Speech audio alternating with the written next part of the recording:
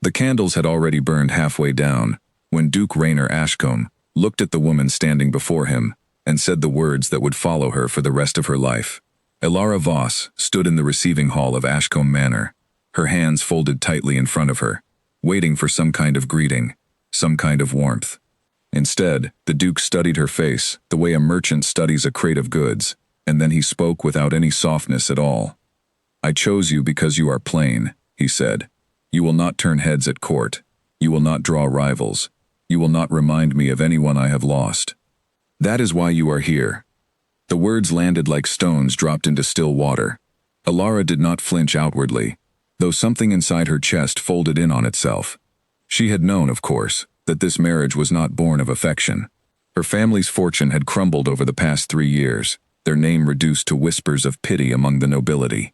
When the offer came from the Ashcombe estate, her father had wept with relief, not joy. Elara had told herself she was prepared for a loveless arrangement. She had not been prepared to be told, to her face, that her most valuable trait was her lack of beauty. "I understand, Your Grace," she said, her voice steady, even as her fingers trembled beneath the folds of her sleeves. "I did not come here expecting love. I came here to fulfill a duty." Rainer studied her a moment longer, as if surprised by her composure. He had expected tears, perhaps, or protest. Instead, he found only quiet acceptance, and something about that unsettled him more than he cared to admit. He turned away first, unable to hold her gaze. "Good," he said. "Then we understand each other." The wedding took place 3 days later, a small affair, with few guests and fewer smiles.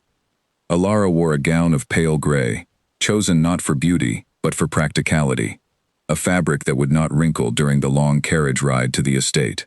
She stood beside Rainer in the chapel, repeating vows that felt hollow in her mouth, watching his jaw remain tight throughout the entire ceremony. When the priest pronounced them husband and wife, Rainer did not smile. He simply nodded, as though a business transaction had been completed, and offered her his arm to walk back down the aisle. Elara had grown up hearing stories of grand romances, of dukes who fell for servant girls, of love that conquered every obstacle placed before it. She had never believed those stories were meant for her. She was the daughter of a merchant whose ships had sunk one by one, whose warehouses had emptied, whose name had become synonymous with failure in every ballroom, from the capital to the coast.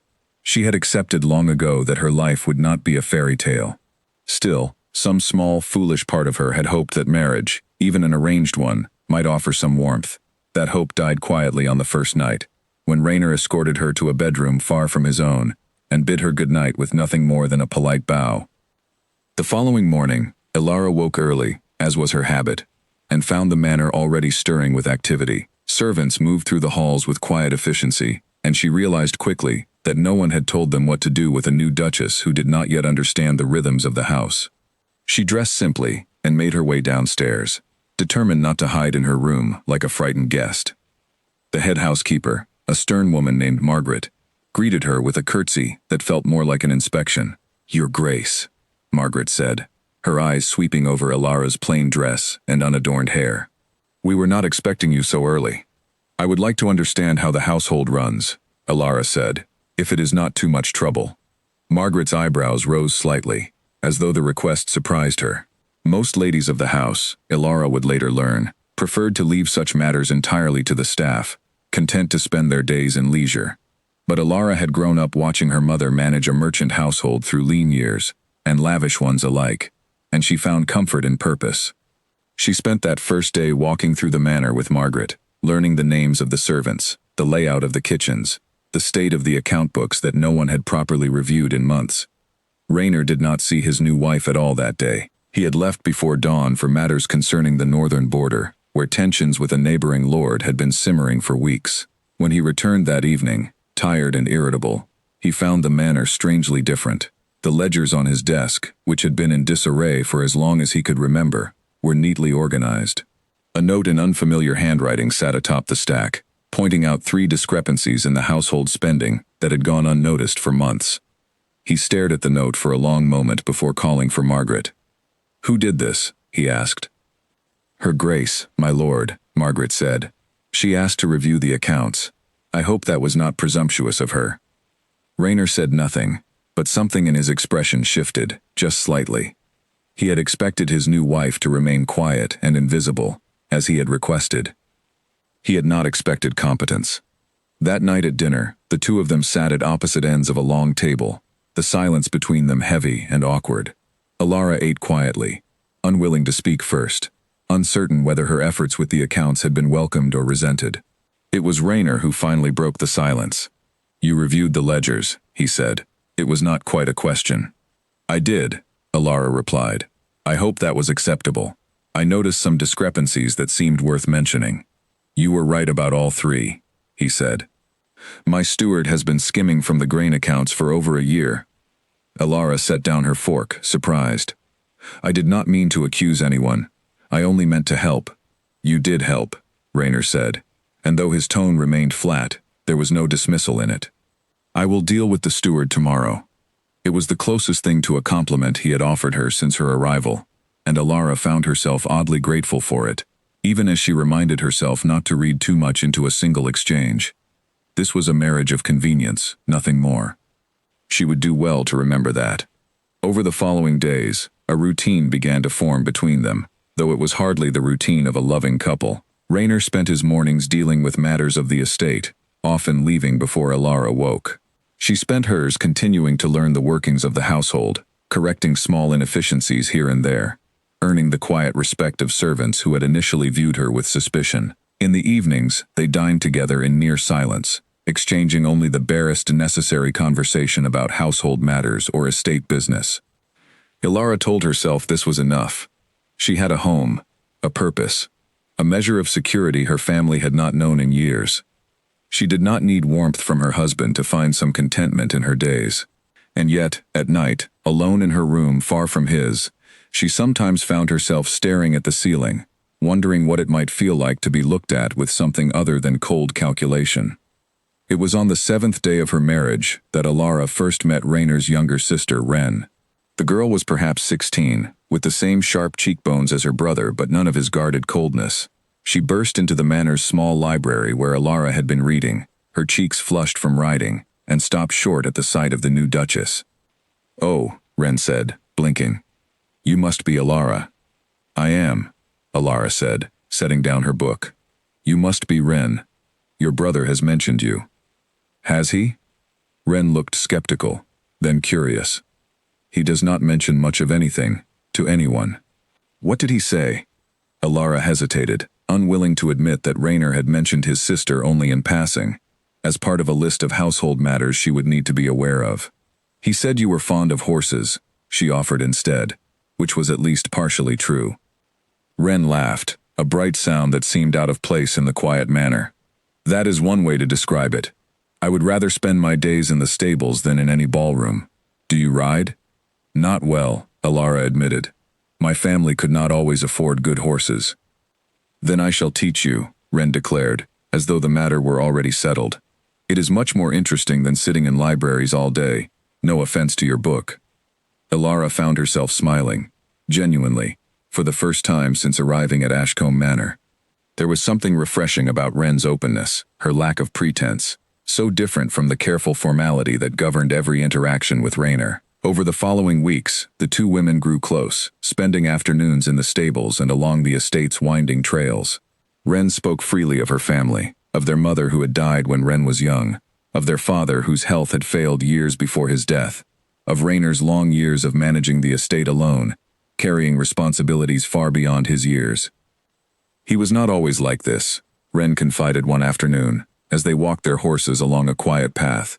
"Before Lord Ashcombe died, before Mother died, Rainer used to laugh. I remember it, though I was very young. Something changed in him after everything happened. He decided the only way to protect this family was to stop feeling anything at all." Alara considered this information carefully, turning it over in her mind long after the conversation ended.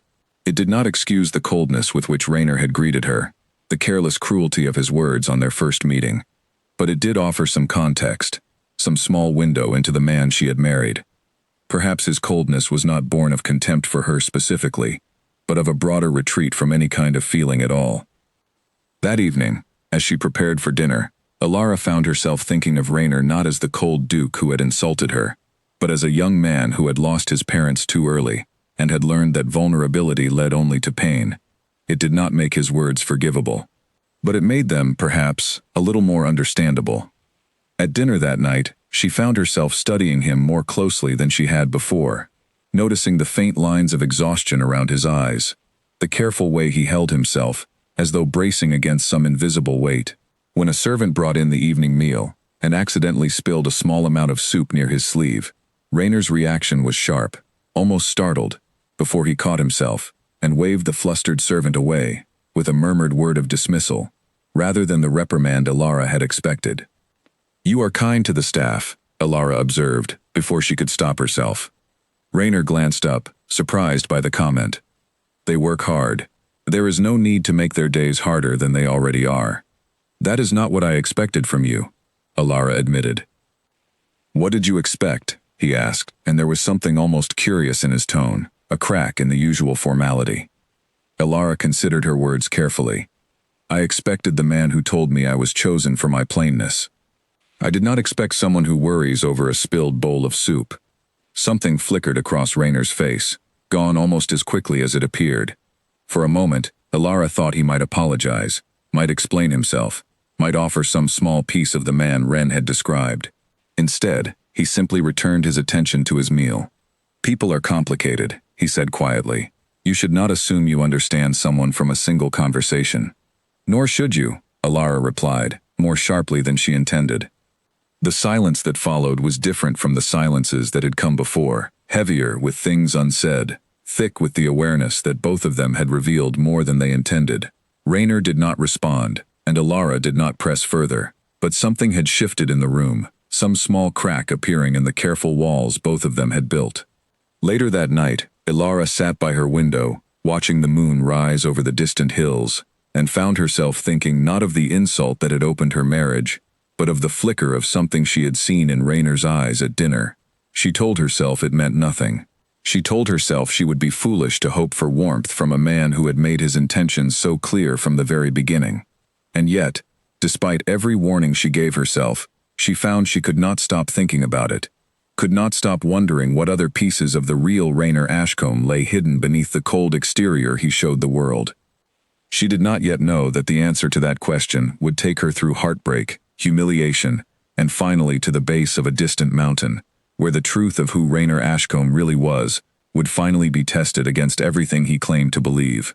For now, she only knew that the man she had married was more complicated than his cruel words had suggested, and that complexity, however small, was enough to keep her from giving up entirely on the possibility that this marriage might yet become something more than a cold arrangement between strangers. The days continued to pass, each one adding another small brick to the fragile structure forming between them, neither of them willing yet to call it anything at all.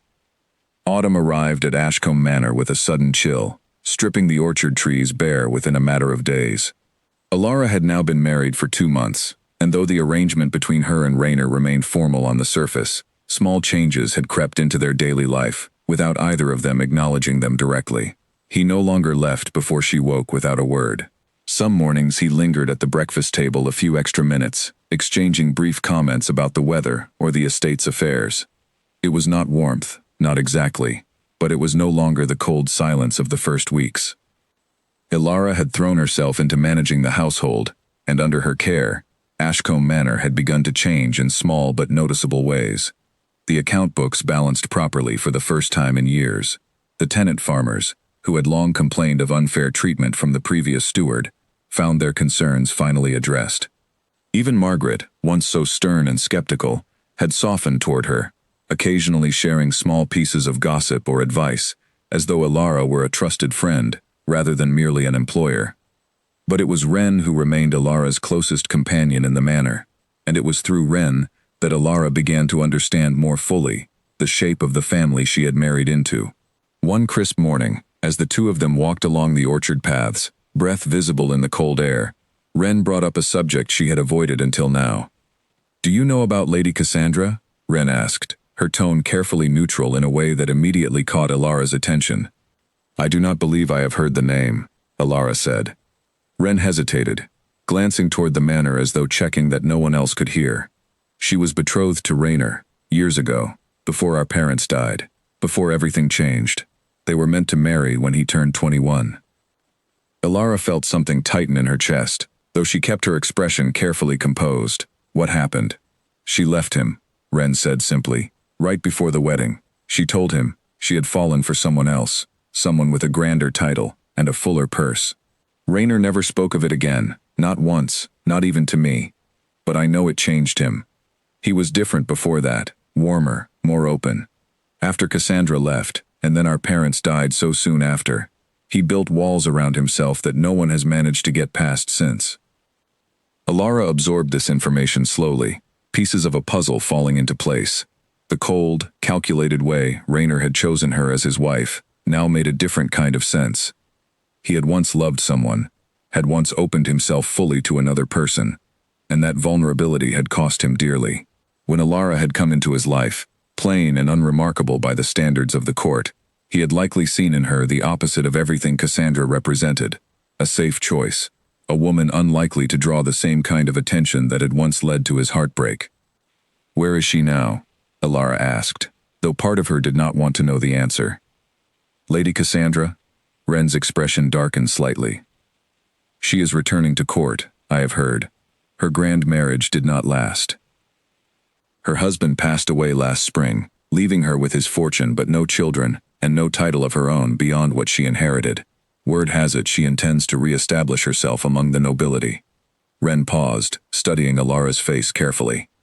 I only tell you this because I do not want you to be caught unprepared. If she does return, she may seek out Rainer.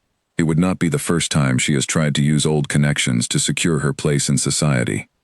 The information settled over Elara like a heavy fog as the two women continued their walk in silence. She had told herself, over these past weeks, that she was building something real with Rainer. However slowly, however carefully, the revelation of Cassandra's existence and the possibility of her return threatened to undo the fragile progress they had made. Elara reminded herself firmly that she had no claim to jealousy, no right to feel threatened by a woman from her husband's past. Their marriage had been built on convenience, not affection. And yet, despite every rational argument she offered herself, she could not shake the unease that settled in her stomach at the thought of Lady Cassandra's return. That evening, Elara found herself watching Rainer more closely than usual across the dinner table, searching his face for some sign of what he might be feeling, though of course he gave nothing away. He spoke, as he often did, of estate matters, of a dispute between two tenant farmers over a boundary line, of preparations needed before the coming winter. Elara listened and responded where appropriate, but her mind remained partly elsewhere, turning over Ren's words again and again. Finally, unable to contain her curiosity any longer, she broached the subject carefully. Ren mentioned Lady Cassandra to me today, she said, watching for his reaction. Rainer's fork paused midway to his mouth, and for a brief moment, something unreadable passed across his features before he composed himself once more. Did she? He said flatly. It was not a question. She said Lady Cassandra may be returning to court, Elara continued, choosing her words with care. I only mention it because I thought you should know I am aware of the history between you.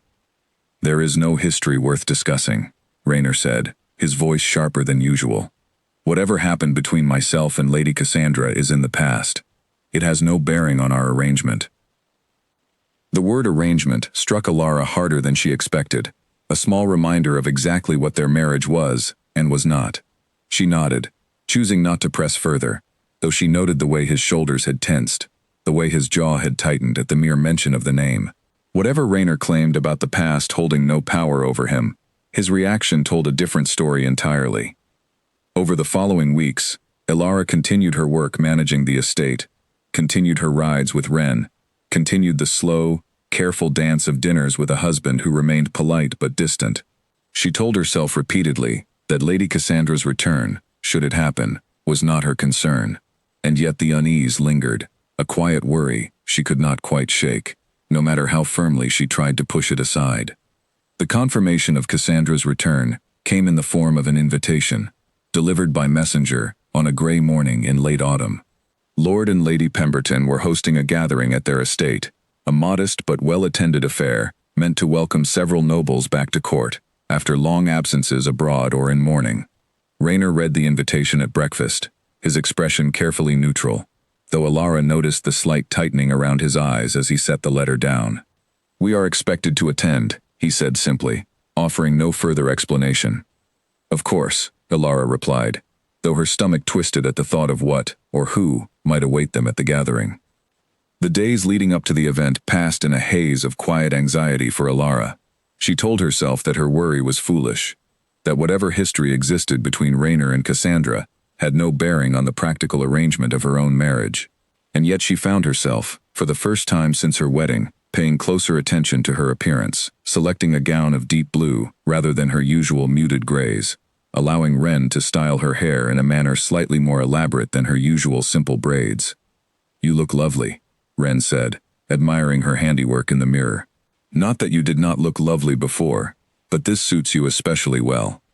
Alara managed a small smile, though her nerves remained tightly wound. "I only wish to represent the family well," she said, though both women understood the deeper truth behind the effort. The Pemberton estate glittered with candlelight and the low hum of conversation when Alara and Rainer arrived that evening. Alara had attended few grand gatherings since her marriage, and the sheer scale of the assembled nobility left her feeling small and out of place despite her careful preparation. She kept close to Rainer's side as they moved through the crowd, exchanging polite greetings with lords and ladies she barely knew, all the while scanning the room for any sign of the woman who had once nearly become the Duchess of Ashcombe. She did not have to search long. Lady Cassandra found them within the hour, gliding through the crowd with the effortless grace of someone thoroughly accustomed to being watched. She was beautiful in the way that court portraits described beauty. Golden hair arranged in elaborate curls, a gown of deep crimson that caught every candle's light, a smile that seemed designed specifically for maximum effect. When her eyes landed on Rainer, something shifted in her expression, a flicker of triumph quickly masked by practiced charm. "Rainer," she said warmly, extending both hands as though greeting an old friend, rather than a man she had abandoned years before. "It has been far too long." "Cassandra," Rainer replied, his tone carefully controlled, though Alara noticed the stiffness in his posture. "I heard of your husband's passing. My condolences." "Thank you," Cassandra said, her expression arranging itself into an appropriate mask of sorrow that did not quite reach her eyes. "It has been a difficult year, but enough of my troubles. I see you have remarried." Her gaze finally shifted to Alara, sweeping over her with an assessment so quick and thorough it left Alara feeling as though she had been weighed and measured in an instant. "How lovely. Introduce me, won't you?" "This is my wife, Alara," Rainer said, his voice tight. "Alara, Lady Cassandra Winterbourne." "Charmed," Cassandra said, though her smile carried an edge that Alara could not quite name. "I must say, Rainer, this is quite a departure from your usual taste." The comment hung in the air, its meaning clear enough despite its polite phrasing. Alara felt heat rise to her cheeks, though she forced herself to maintain a calm expression, unwilling to give Cassandra the satisfaction of seeing her flustered. "Tastes change," Rainer said flatly, though the words did little to soften the sting of Cassandra's implication. "Indeed they do," Cassandra replied, her smile widening slightly. "Well, I shall let you two return to your evening. Rainer, we simply must catch up properly sometime soon. There is so much to discuss." As Cassandra glided away to greet other guests, Alara found herself studying her husband's face carefully, searching for some clue as to what he might be feeling. His expression remained carefully guarded, but there was a tension in his shoulders that had not been there before, a distance in his eyes that suggested his thoughts had wandered somewhere far from the current conversation. "Are you well?" Alara asked quietly. "Fine," Rainer said, though his tone suggested otherwise. "Shall we find something to drink?" The rest of the evening passed in a blur of forced pleasantries and careful conversation, though Alara noticed Cassandra's presence seemed to follow them throughout the gathering, appearing at the edges of conversations, catching Rainer's eye across crowded rooms, finding excuses to draw near whenever the opportunity presented itself. By the time they finally departed for home, Alara felt thoroughly exhausted, not from the late hour, but from the constant vigilance of watching a woman circle her husband like a hawk assessing its prey. The carriage ride home passed in silence, both of them lost in their own thoughts. Alara stared out the window at the passing darkness, turning over the evening's events again and again, trying to understand what exactly she had witnessed, and what it might mean for the fragile progress she and Raynor had built over these past months. She wanted to ask him directly what he felt for Cassandra, whether old feelings still lingered beneath his carefully controlled exterior, but the words caught in her throat, unwilling to be spoken aloud. It was Raynor who finally broke the silence, though his words offered little comfort.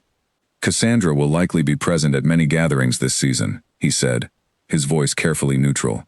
"I would ask that you not concern yourself with whatever history exists between us. It has no bearing on our arrangement." There was that word again, arrangement. Alara felt something harden in her chest at the deliberate reminder. A clear signal that whatever small warmth had begun to grow between them remained, in Raynor's mind at least, firmly separate from anything resembling genuine feeling.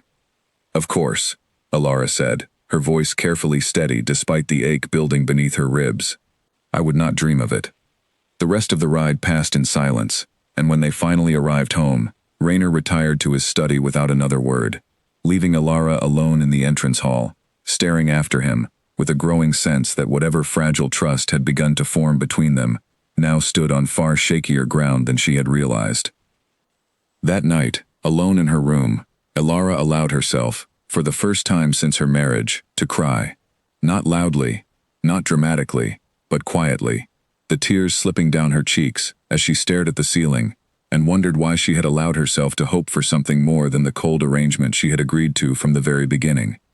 She had told herself she did not need love from her husband, that security and purpose were enough, but somewhere over these past months, without quite realizing it, she had begun to want more, and Lady Cassandra's return had made painfully clear just how far that wanting remained from anything Raynor seemed willing to offer. She fell asleep eventually, exhausted from the evening's tension, but her dreams offered no peace, filled instead with images of crimson gowns and golden curls, and the particular way Raynor's eyes had followed Cassandra across the crowded ballroom, a look Alara had never once seen directed at herself. The following weeks brought little relief from the unease that had settled over the household. Cassandra, true to Wren's prediction, found frequent reasons to visit the Pemberton estate and neighboring properties, always somehow managing to cross paths with Raynor during his necessary social obligations. Alara heard of these encounters secondhand, through Wren's careful reports or through the whispered gossip of servants who did not realize their new duchess could hear every word. Each report added another small weight to the growing unease in her chest, though she said nothing to Raynor directly, unwilling to appear jealous or possessive of a marriage that had never promised her any claim to genuine affection. Wren, for her part, grew increasingly protective of Alara as the weeks passed, her earlier fondness deepening into something like fierce loyalty. "She is trying to worm her way back in," Wren said one afternoon, frustration evident in her voice as they walked the orchard paths together. "I do not understand why Raynor even entertains her company. After what she did to him." "Perhaps old feelings do not disappear so easily," Alara said quietly, though the words tasted bitter as she spoke them. "That is no excuse," Wren said firmly. "You have done nothing but good for this family since you arrived. The accounts have never been better managed. The tenants speak well of you. Even Margaret adores you, and Margaret adores no one. You deserve better than to be treated as an afterthought while Cassandra plays her games." Alara appreciated Wren's loyalty, though it did little to ease the ache that had settled permanently beneath her ribs since the Pemberton gathering. She continued her daily routines, continued managing the household with the same careful diligence she had shown since her arrival, but the small warmth that had begun to grow between herself and Raynor seemed to have retreated entirely, replaced by a distance that felt, if anything, colder than the beginning of their marriage. Dinner conversations grew shorter, more strained. Raynor spent longer hours away from the manor, citing estate business that kept him occupied well into the evenings. When he did return, he often retreated directly to his study, leaving Alara to dine alone more often than not. She told herself this was simply the natural rhythm of their arrangement, reasserting itself, after a brief and foolish period of hoping for something more. But some nights, staring at the empty chair across the table, she could not help but wonder whether Lady Cassandra's return had reminded Raynor of exactly why he had chosen a plain, unremarkable wife in the first place, precisely because she posed no threat of the kind of heartbreak he had once endured. It was a thought that haunted her more than she cared to admit, growing heavier with each passing week, as winter approached, and the gap between herself and her husband seemed to widen further with every gathering that brought Lady Cassandra back into their orbit. Winter settled over Ashcombe Manor with a heaviness that seemed to mirror the mood inside its walls. Snow blanketed the orchard paths where Alara and Wren once walked freely, confining the household to the warmth of the great hall and the smaller sitting rooms where fires burned steadily against the cold. Despite the confinement, Alara found ways to keep herself occupied, continuing her oversight of the household accounts, planning the estate's preparations for the coming months, finding small purpose in tasks that kept her mind from dwelling too long on the growing distance between herself and her husband. Raynor remained largely absent, his days consumed by matters he rarely explained in detail. Alara had stopped asking, weary of the same clipped responses that told her nothing beyond the bare minimum required for household coordination. She told herself she had made peace with the shape their marriage had taken, a practical partnership devoid of the warmth she had briefly allowed herself to hope for. But peace, she was learning, was a difficult thing to manufacture, when the ache of disappointment lingered stubbornly beneath the surface of every quiet evening spent alone. It was Margaret who first brought word of the letter, delivered on a cold morning in early winter, addressed to the Duke in handwriting Alara did not recognize but somehow, instinctively, suspected. She said nothing of her suspicions, simply passed the letter along to a servant to be delivered to Raynor's study, and tried to push the matter from her mind. But that evening, when Raynor emerged from his study later than usual, his expression carried a tightness Alara had not seen since the night of the Pemberton gathering. "Is something troubling you?" she asked carefully over dinner, though she already suspected the answer. "Cassandra has written," Raynor said, his tone giving away little. "She wishes to discuss a matter of some property her late husband held near our northern border. There are boundary disputes that require clarification." "I see," Alara said, keeping her voice carefully neutral, though her stomach twisted at the mention of the name. "It is a matter of business," Raynor continued, as though sensing the need to justify himself, though he had never before felt the need to explain his correspondence to her. "Nothing more." Alara nodded, saying nothing further, though the unease that had taken root within her since the Pemberton gathering grew heavier with each word. She wanted to believe him, wanted to trust that whatever correspondence passed between himself and Cassandra remained strictly practical in nature, but the memory of Cassandra's calculating smile, the way her eyes had lingered on Raynor throughout that entire evening, made such trust difficult to summon. Over the following weeks, correspondence between Raynor and Cassandra continued, ostensibly regarding the property dispute, though the frequency of the letters seemed to Alara to exceed what any reasonable boundary matter might require. She said nothing, choosing instead to bury herself further in her household duties, finding a strange comfort in the predictable rhythm of numbers and ledgers that offered no room for the uncertainty plaguing the rest of her life. It was during this period that Alara grew closer still to Wren, the two women spending long winter afternoons together in the manor's small library, reading, talking, occasionally laughing over shared observations about the various eccentricities of the household staff. Wren had become, in the months since Alara's arrival, something like the sister Alara had never had, and their friendship offered a genuine warmth that stood in sharp contrast to the coldness that had settled over her marriage. "You should tell him how you feel," Wren said one afternoon, setting down her book to study Alara with unusual seriousness. "I do not know what you mean," Alara said, though the flush rising to her cheeks betrayed her. "You know precisely what I mean," Wren said gently. "I have watched you these past months. I have seen how you look at him when you think no one notices. And I have seen how miserable you have become since Cassandra returned. You cannot continue pretending none of this affects you." Alara set down her own book, considering Wren's words carefully.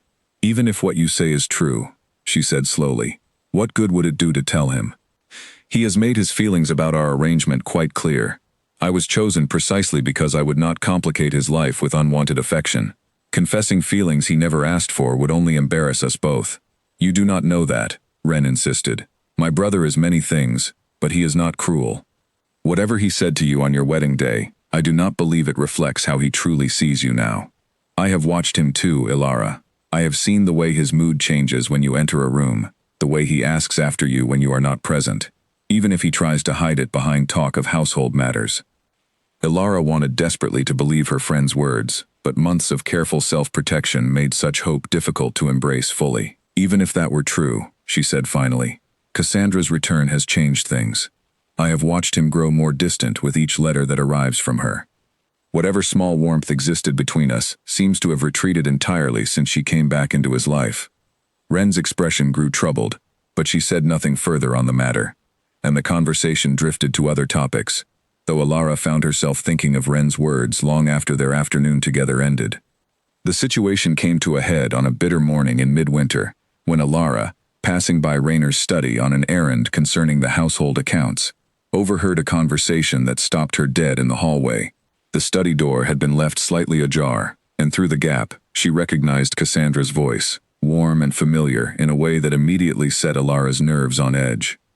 "You cannot tell me you are happy," Cassandra was saying, her tone soft, almost coaxing. "I know you, Raynor. I know what you were before everything happened. Before your parents passed.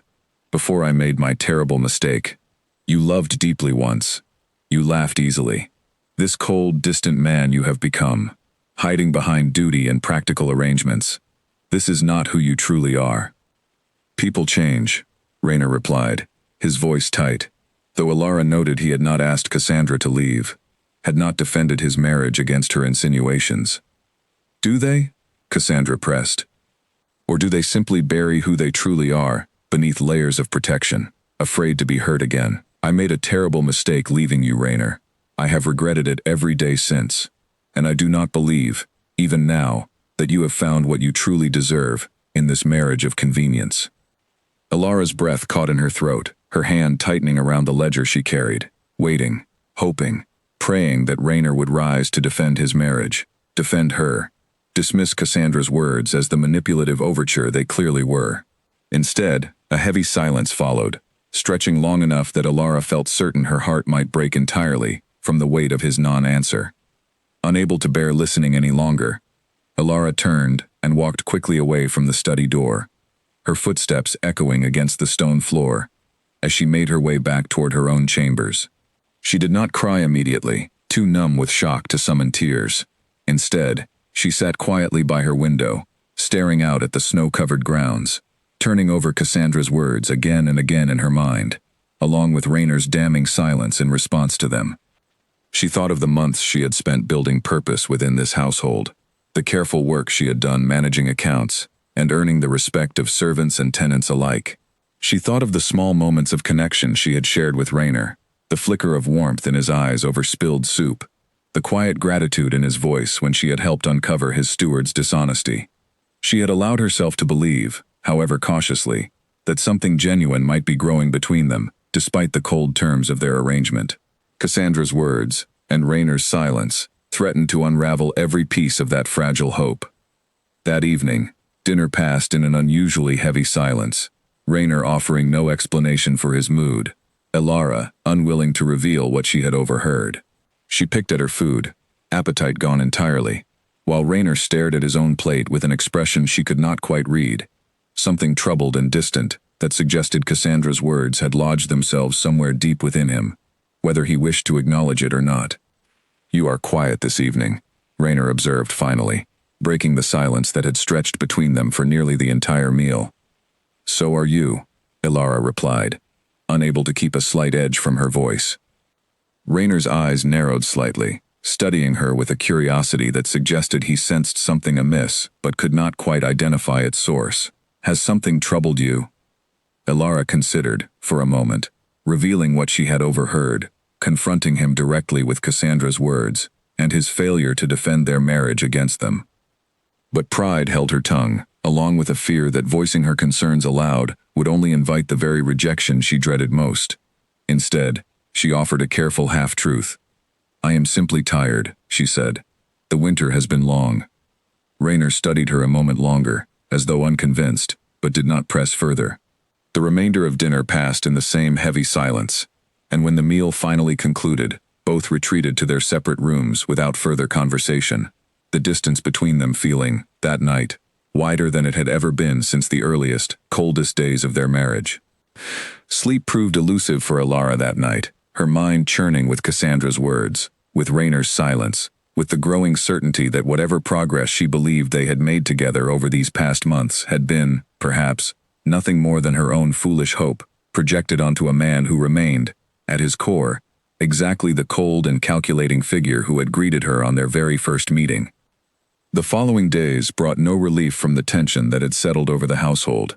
Cassandra's letters continued to arrive with troubling regularity, and though Alara no longer eavesdropped on any further conversations, she noticed the way Rainer grew increasingly withdrawn, spending longer hours locked away in his study, offering shorter and shorter responses to her attempts at conversation. Ren noticed the shift as well, her earlier optimism about her brother's feelings giving way to visible frustration. "I do not understand him," Ren confided one afternoon, frustration evident in her voice. "Every time it seems he might finally open himself to happiness, he retreats further into whatever fortress he has built around his heart. It is maddening to watch.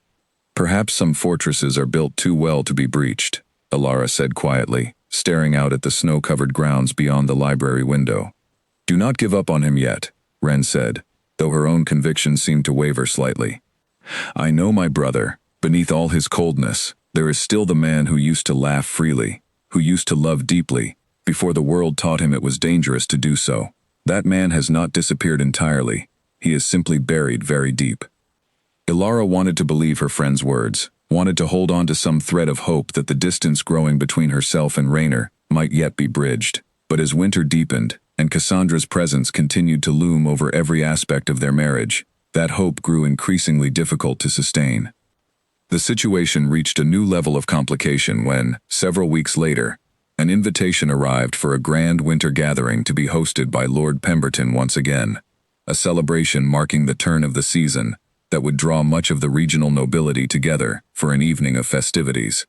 Alara had hoped, given the tension of recent weeks, that Rainer might suggest they decline the invitation, citing the harsh winter roads or pressing estate matters. Instead, he informed her at breakfast, with the same flat efficiency he applied to all household announcements, that they would be attending. "Lady Cassandra will likely be present," Alara said carefully, watching for his reaction. "Likely," Rainer agreed, offering no further comment on the matter, his expression giving away nothing of what he might be feeling about the prospect. Alara spent the days leading up to the gathering in a state of quiet dread, uncertain what fresh humiliation or heartbreak the evening might bring. Ren, sensing her friend's anxiety, made a point of spending extra time with her in the days before the event, offering what comfort and distraction she could, though even her efforts could not fully dispel the growing unease settling over Alara's heart. On the evening of the gathering, Alara dressed carefully once again, though this time with far less enthusiasm than she had summoned before the previous encounter with Cassandra.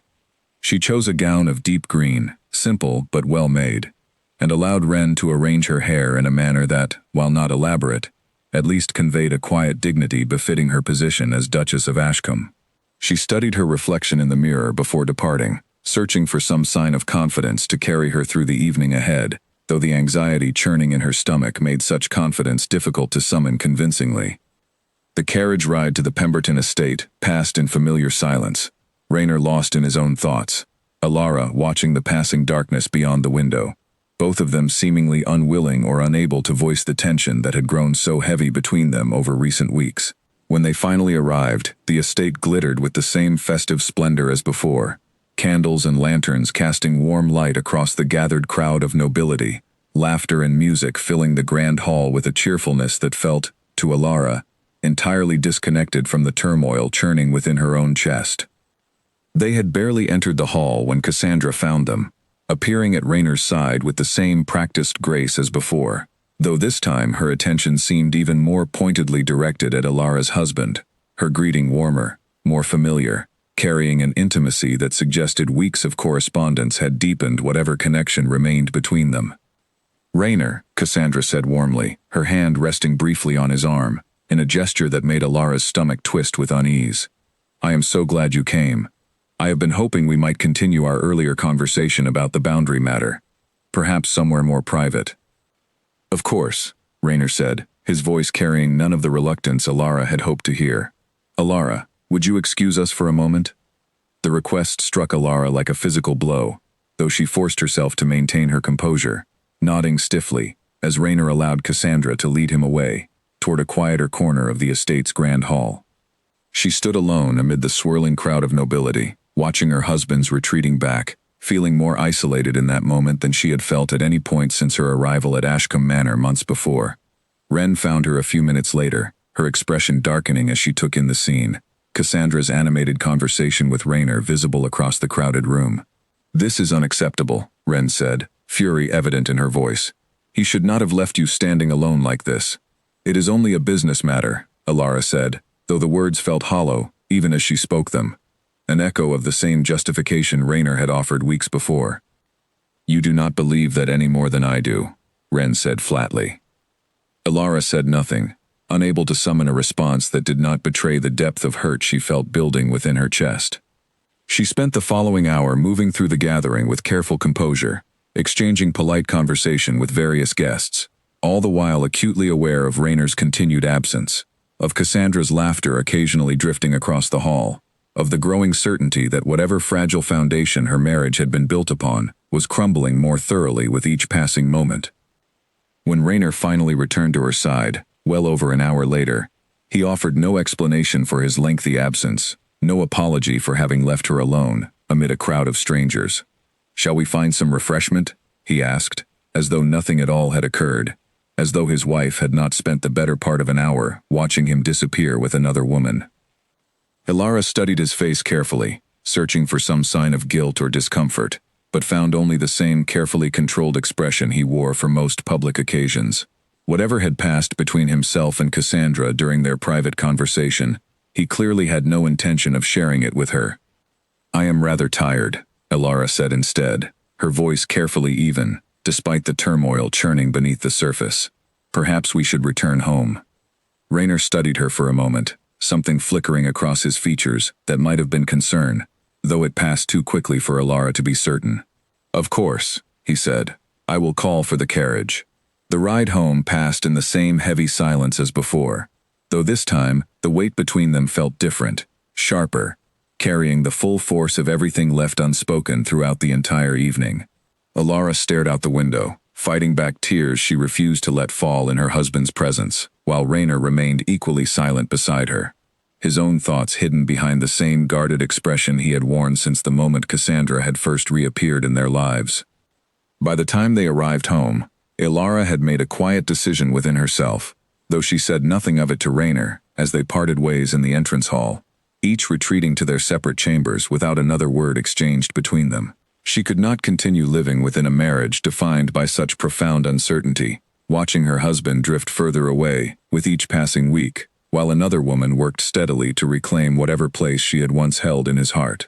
Something would have to change, one way or another, and Elara found herself, for the first time since her wedding day, seriously questioning whether her future remained within the walls of Ashcombe Manor at all. The days following the Pemberton gathering settled into a strange, brittle quiet, the kind that comes before something breaks, rather than the kind that follows peace. Elara continued her duties around the manor with mechanical precision, her mind elsewhere even as her hands moved through familiar tasks. She reviewed the account books without truly seeing the numbers. She greeted the tenant families who came seeking assistance without truly hearing their requests. Something inside her had gone quiet and watchful, waiting to see what shape her marriage would ultimately take. Raynor, for his part, seemed equally distracted, though his distraction expressed itself differently. He grew short-tempered with the household staff in a way he rarely had been before, snapping at a servant who arranged his correspondence out of order, growing impatient with Margaret over a minor scheduling matter that would ordinarily have troubled him not at all. Wren observed these changes with growing concern, though she said little to Elara directly, seeming to sense that her friend needed space to process the turmoil settling over the household. It was nearly 2 weeks after the Pemberton gathering when Cassandra arrived at Ashcombe Manor itself, unannounced, claiming urgent need to discuss the boundary dispute in person rather than through correspondence. Elara happened to be crossing the entrance hall when the visitor was announced, and she felt her stomach drop at the sight of Cassandra standing in the doorway, dressed in fine traveling clothes, her expression carrying the same practiced warmth she had shown at every previous encounter. "Your Grace," Cassandra said, offering Elara a curtsy that felt more performance than genuine respect. "I do hope I am not intruding. I only wish to speak with your husband regarding a matter of some urgency." "Of course," Elara said, keeping her voice carefully level, despite the tightness gathering in her chest. "I will have him informed of your arrival." She sent word to Raynor's study and retreated to the small sitting room adjacent to the entrance hall, ostensibly to attend to needlework she had no genuine interest in completing, though in truth she remained close enough to observe the hallway, watching as Raynor emerged from his study to greet Cassandra with a formality that offered Alara little comfort, given how quickly formality between the two of them seemed to dissolve into something warmer once they believed themselves unobserved. The two of them retreated to Raynor's study, the door closing firmly behind them, and Alara sat alone in the small sitting room, her needlework forgotten in her lap, straining to hear anything through the thick manor walls, though of course nothing reached her beyond the occasional muffled murmur of voices. She told herself repeatedly that the visit concerned nothing more than the boundary dispute Raynor had mentioned weeks before, that her suspicions were unfounded, born of insecurity rather than genuine evidence of wrongdoing. But the length of the visit, stretching well beyond what any simple property matter might require, did little to reassure her. Nearly 2 hours passed before Cassandra finally departed, and Alara watched from the sitting room window as the visitor's carriage pulled away down the long drive, Raynor standing in the entrance courtyard to see her off, with a formality that, from a distance at least, gave away nothing of whatever had transpired between them during their lengthy private conversation.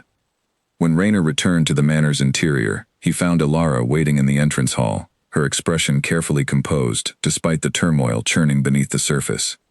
"Was the boundary matter resolved?" she asked, unable to keep a slight edge from creeping into her voice. "It is complicated," Raynor said, his tone giving away little. "There are old surveys that contradict more recent ones. It will require further discussion." "Further discussion requiring 2 hours behind closed doors?" Alara asked, immediately regretting the sharpness of her tone, though she found she could not fully contain it. Raynor's expression shifted, something like surprise crossing his features at her uncharacteristic directness. "Is something troubling you?" he asked. "Many things trouble me," Alara said, her carefully maintained composure finally beginning to crack under the weight of weeks of accumulated tension. "Your correspondence with Lady Cassandra troubles me. Your lengthy absence with her at the Pemberton gathering troubles me. And now her unannounced visit to our home, followed by 2 hours alone together, troubles me as well."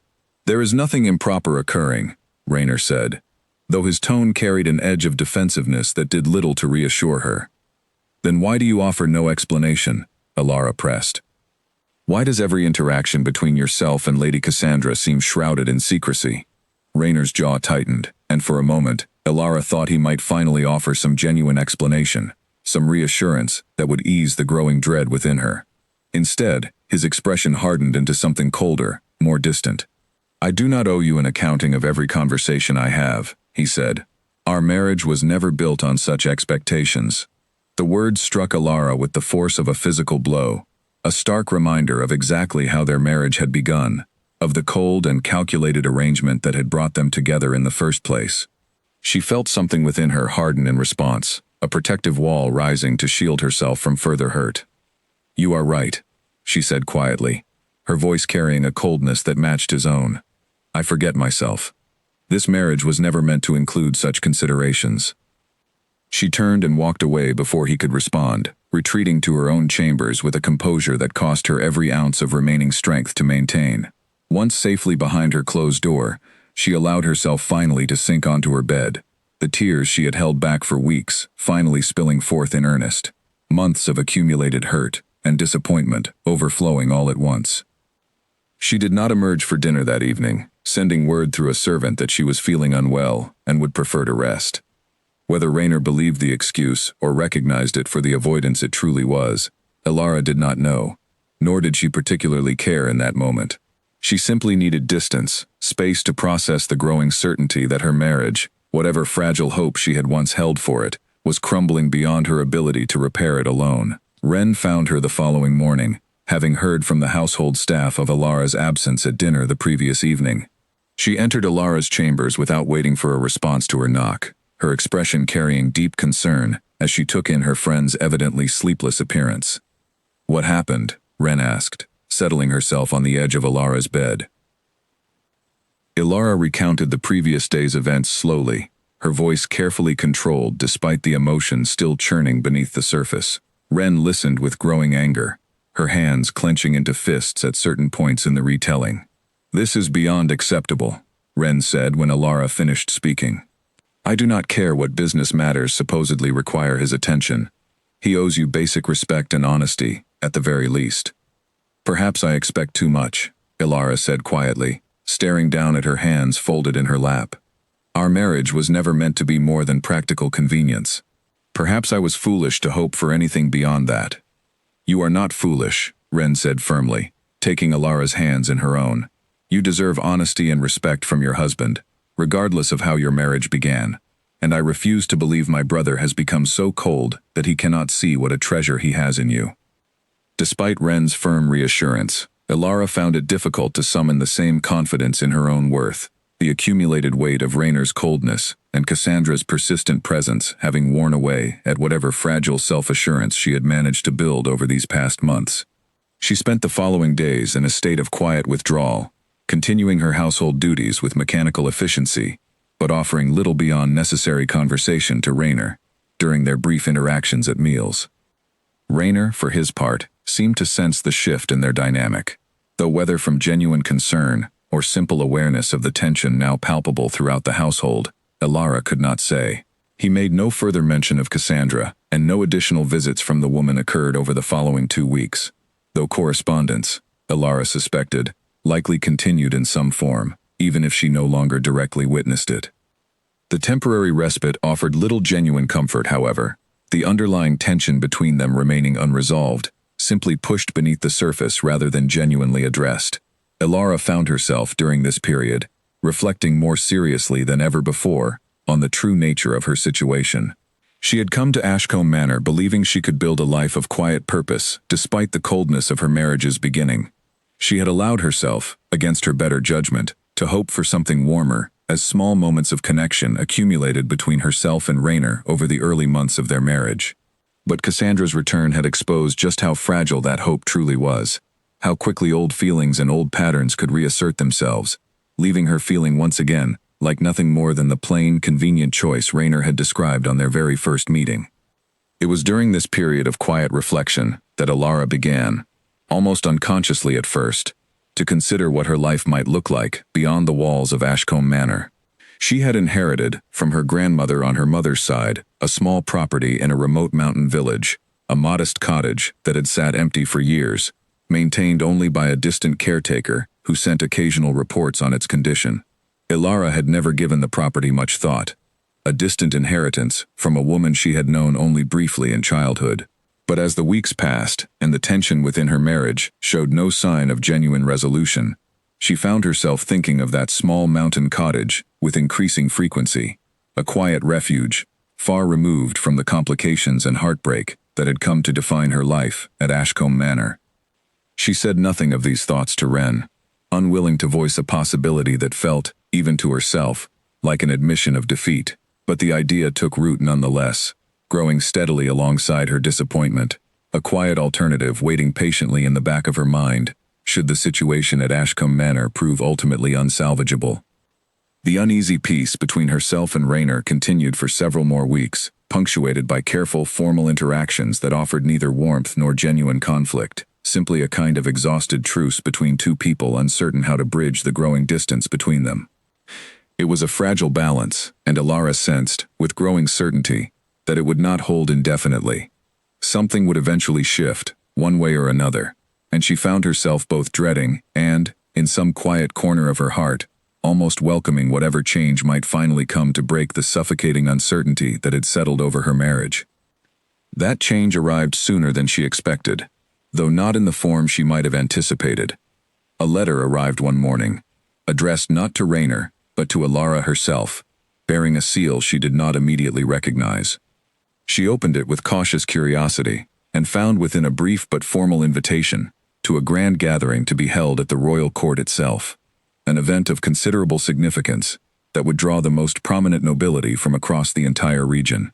Rainer's presence, the letter noted, was expected given his standing among the regional dukes, and Alara, as his duchess, was naturally included in the invitation.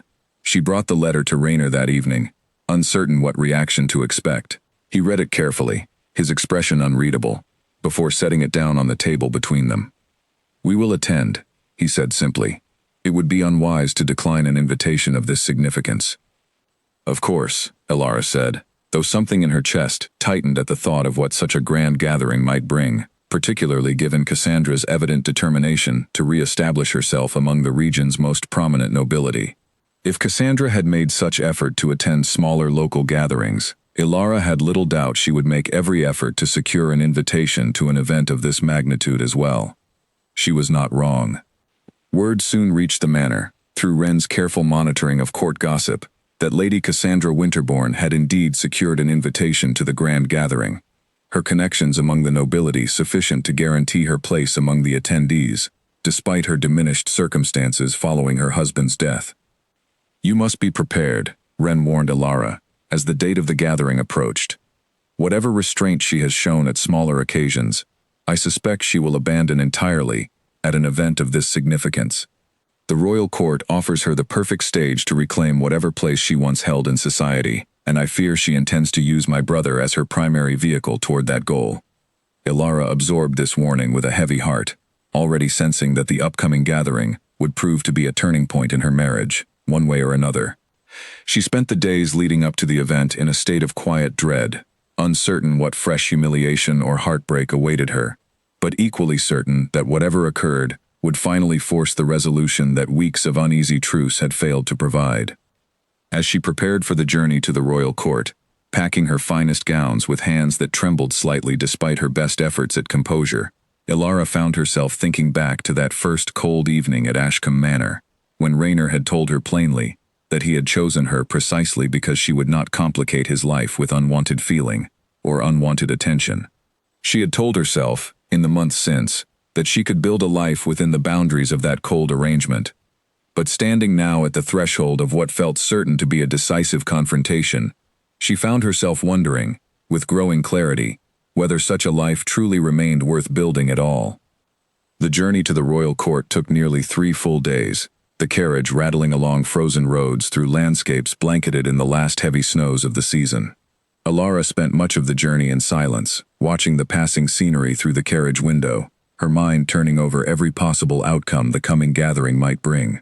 Raynor, seated across from her, remained equally quiet, though occasionally she caught him studying her with an expression she could not quite decipher, something between concern and uncertainty that he seemed unwilling to voice aloud.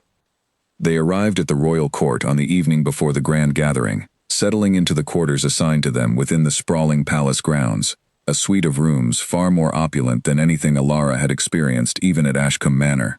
She found herself, that first night, unable to sleep, the weight of the coming day pressing heavily upon her thoughts. She rose before dawn, dressing quietly, and making her way to a small balcony overlooking the palace gardens, seeking some measure of calm before the day's events began in earnest. She had not expected to find Raynor already there, standing at the balcony's edge, watching the sun rise slowly over the frost-covered gardens below.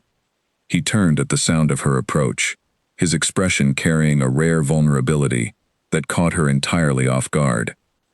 "I could not sleep either," he said, before she could ask. "No," Elara agreed, moving to stand beside him at the railing, close enough to feel the warmth radiating from him despite the cold morning air, though careful to maintain a respectful distance between them. They stood in silence for several long moments, watching the garden slowly emerge from shadow as the sun climbed higher. Finally, Raynor spoke, his voice carrying a hesitance she had rarely heard from him. "I have not been fair to you," he said quietly. "These past weeks, I have allowed old matters to create distance between us that should never have existed. I am sorry for that." Elara's heart leapt slightly at his words, a small flicker of hope rekindling, despite everything that had transpired between them. "Thank you for saying so," she said carefully, unwilling to allow herself too much optimism, given how quickly such hope had been dashed before. "Whatever happens today," Raynor continued, his eyes fixed on the horizon rather than meeting her gaze directly, "I want you to know that I have come to value your presence in my life more than I have properly expressed. The household runs better under your care than it has in years. My sister adores you, and I—" He paused, seeming to struggle with whatever words he intended to speak next, before finally shaking his head slightly, the moment of vulnerability closing as quickly as it had opened.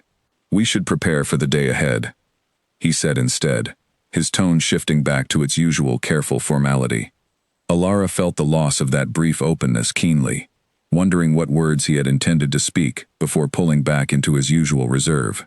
But she said nothing, simply nodding in agreement, and the two of them returned to their separate preparations for the day's grand gathering, the fragile moment of connection tucked away, unfinished, as so many moments between them had remained throughout their marriage.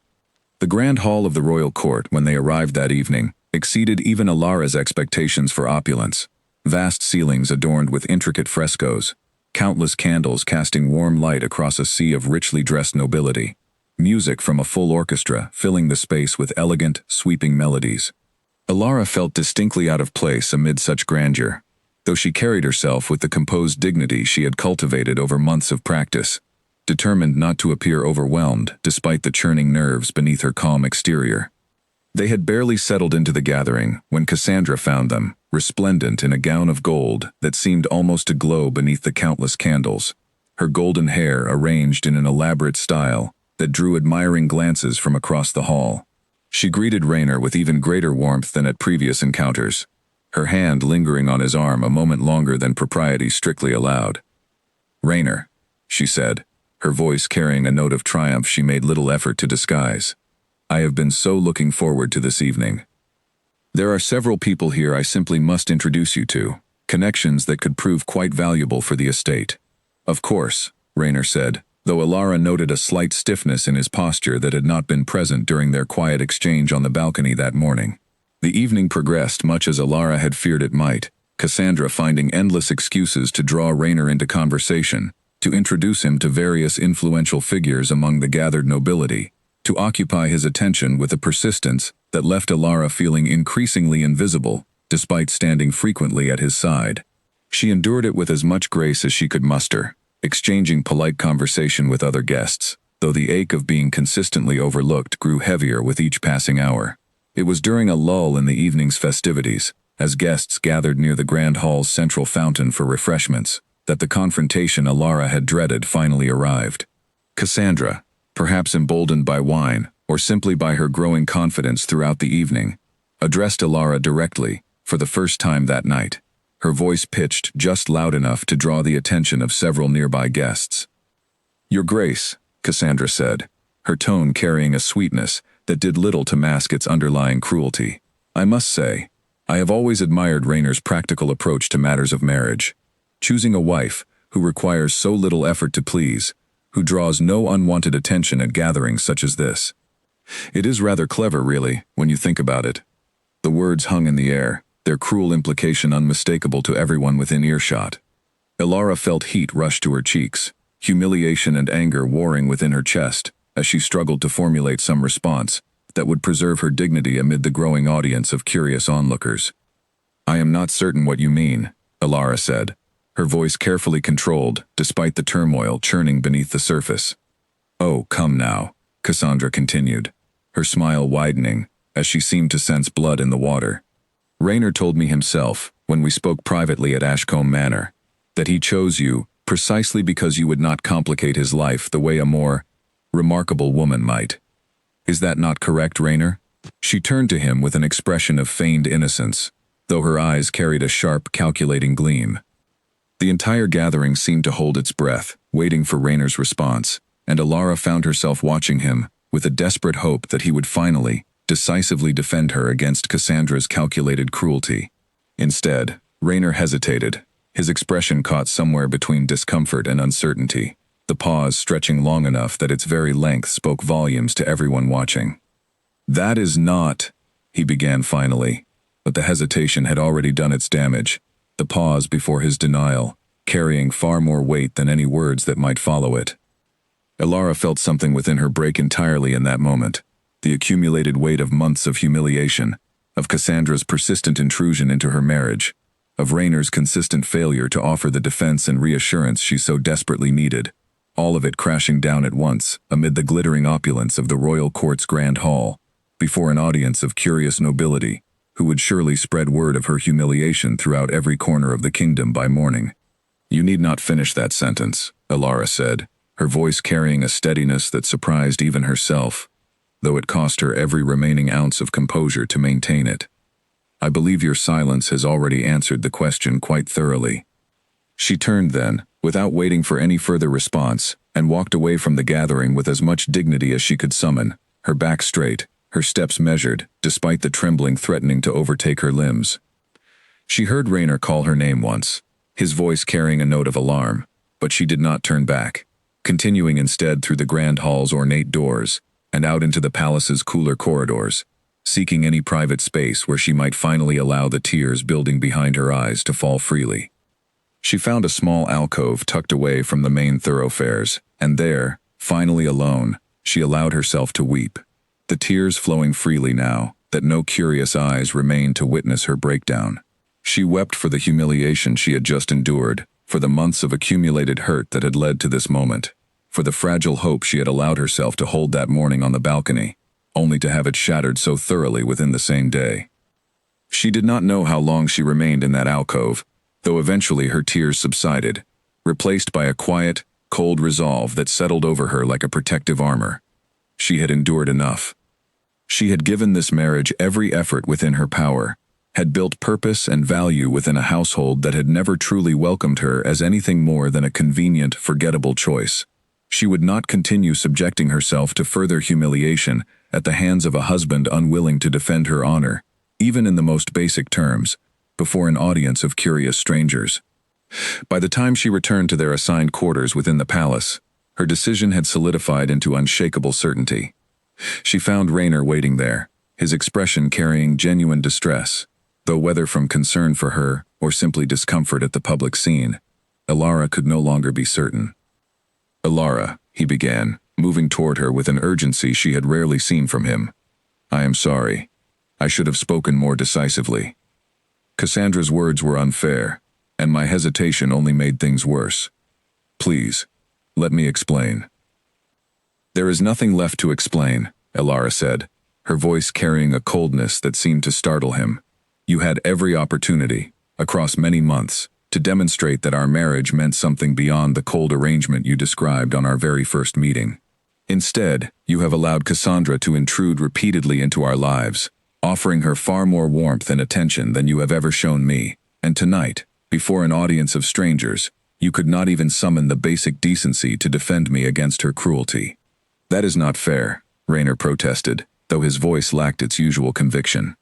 "I have valued you, Elara, more than you realize. This morning, on the balcony, I tried to tell you." "You tried," Elara interrupted. "And then you stopped.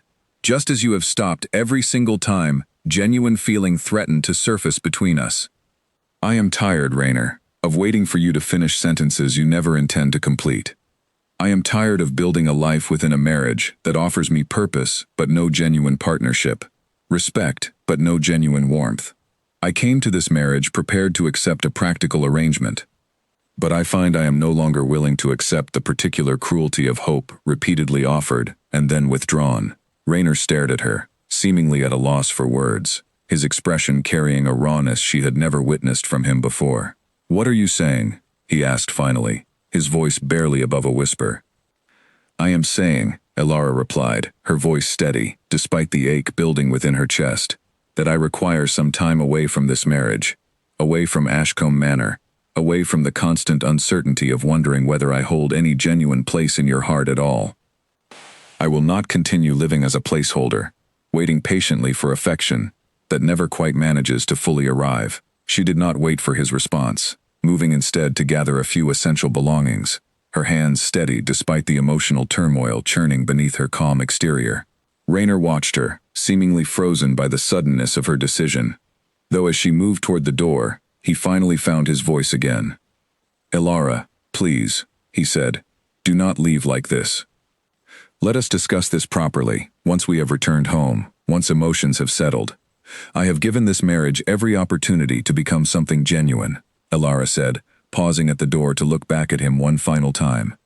"I am not willing to wait indefinitely for you to decide whether I am worth defending, worth choosing, worth loving beyond the cold calculation that first brought us together. When you have decided what you truly want, Raynor, you may seek me out. Until then, I require distance." She left the palace that same night, arranging transport back toward the region surrounding Ashcombe Manor, though her true destination lay considerably further, toward the small mountain cottage she had inherited from her grandmother, a place where she hoped to find some measure of peace away from the humiliation and heartbreak that had come to define her marriage. She did not know, as she departed the glittering royal court behind her, whether Rainer would follow, whether he would finally summon the courage to fight for what they might have built together, or whether he would simply allow her to disappear from his life as easily as he had once suggested she might. Behind her, in the palace's assigned quarters, Rainer remained standing exactly where she had left him, staring at the closed door through which his wife had just departed, the full weight of what he had lost finally beginning to settle over him with a clarity that had eluded him throughout months of careful, guarded distance. For the first time since Cassandra's return had thrown his careful composure into disarray, he found himself confronting a truth he had spent months avoiding.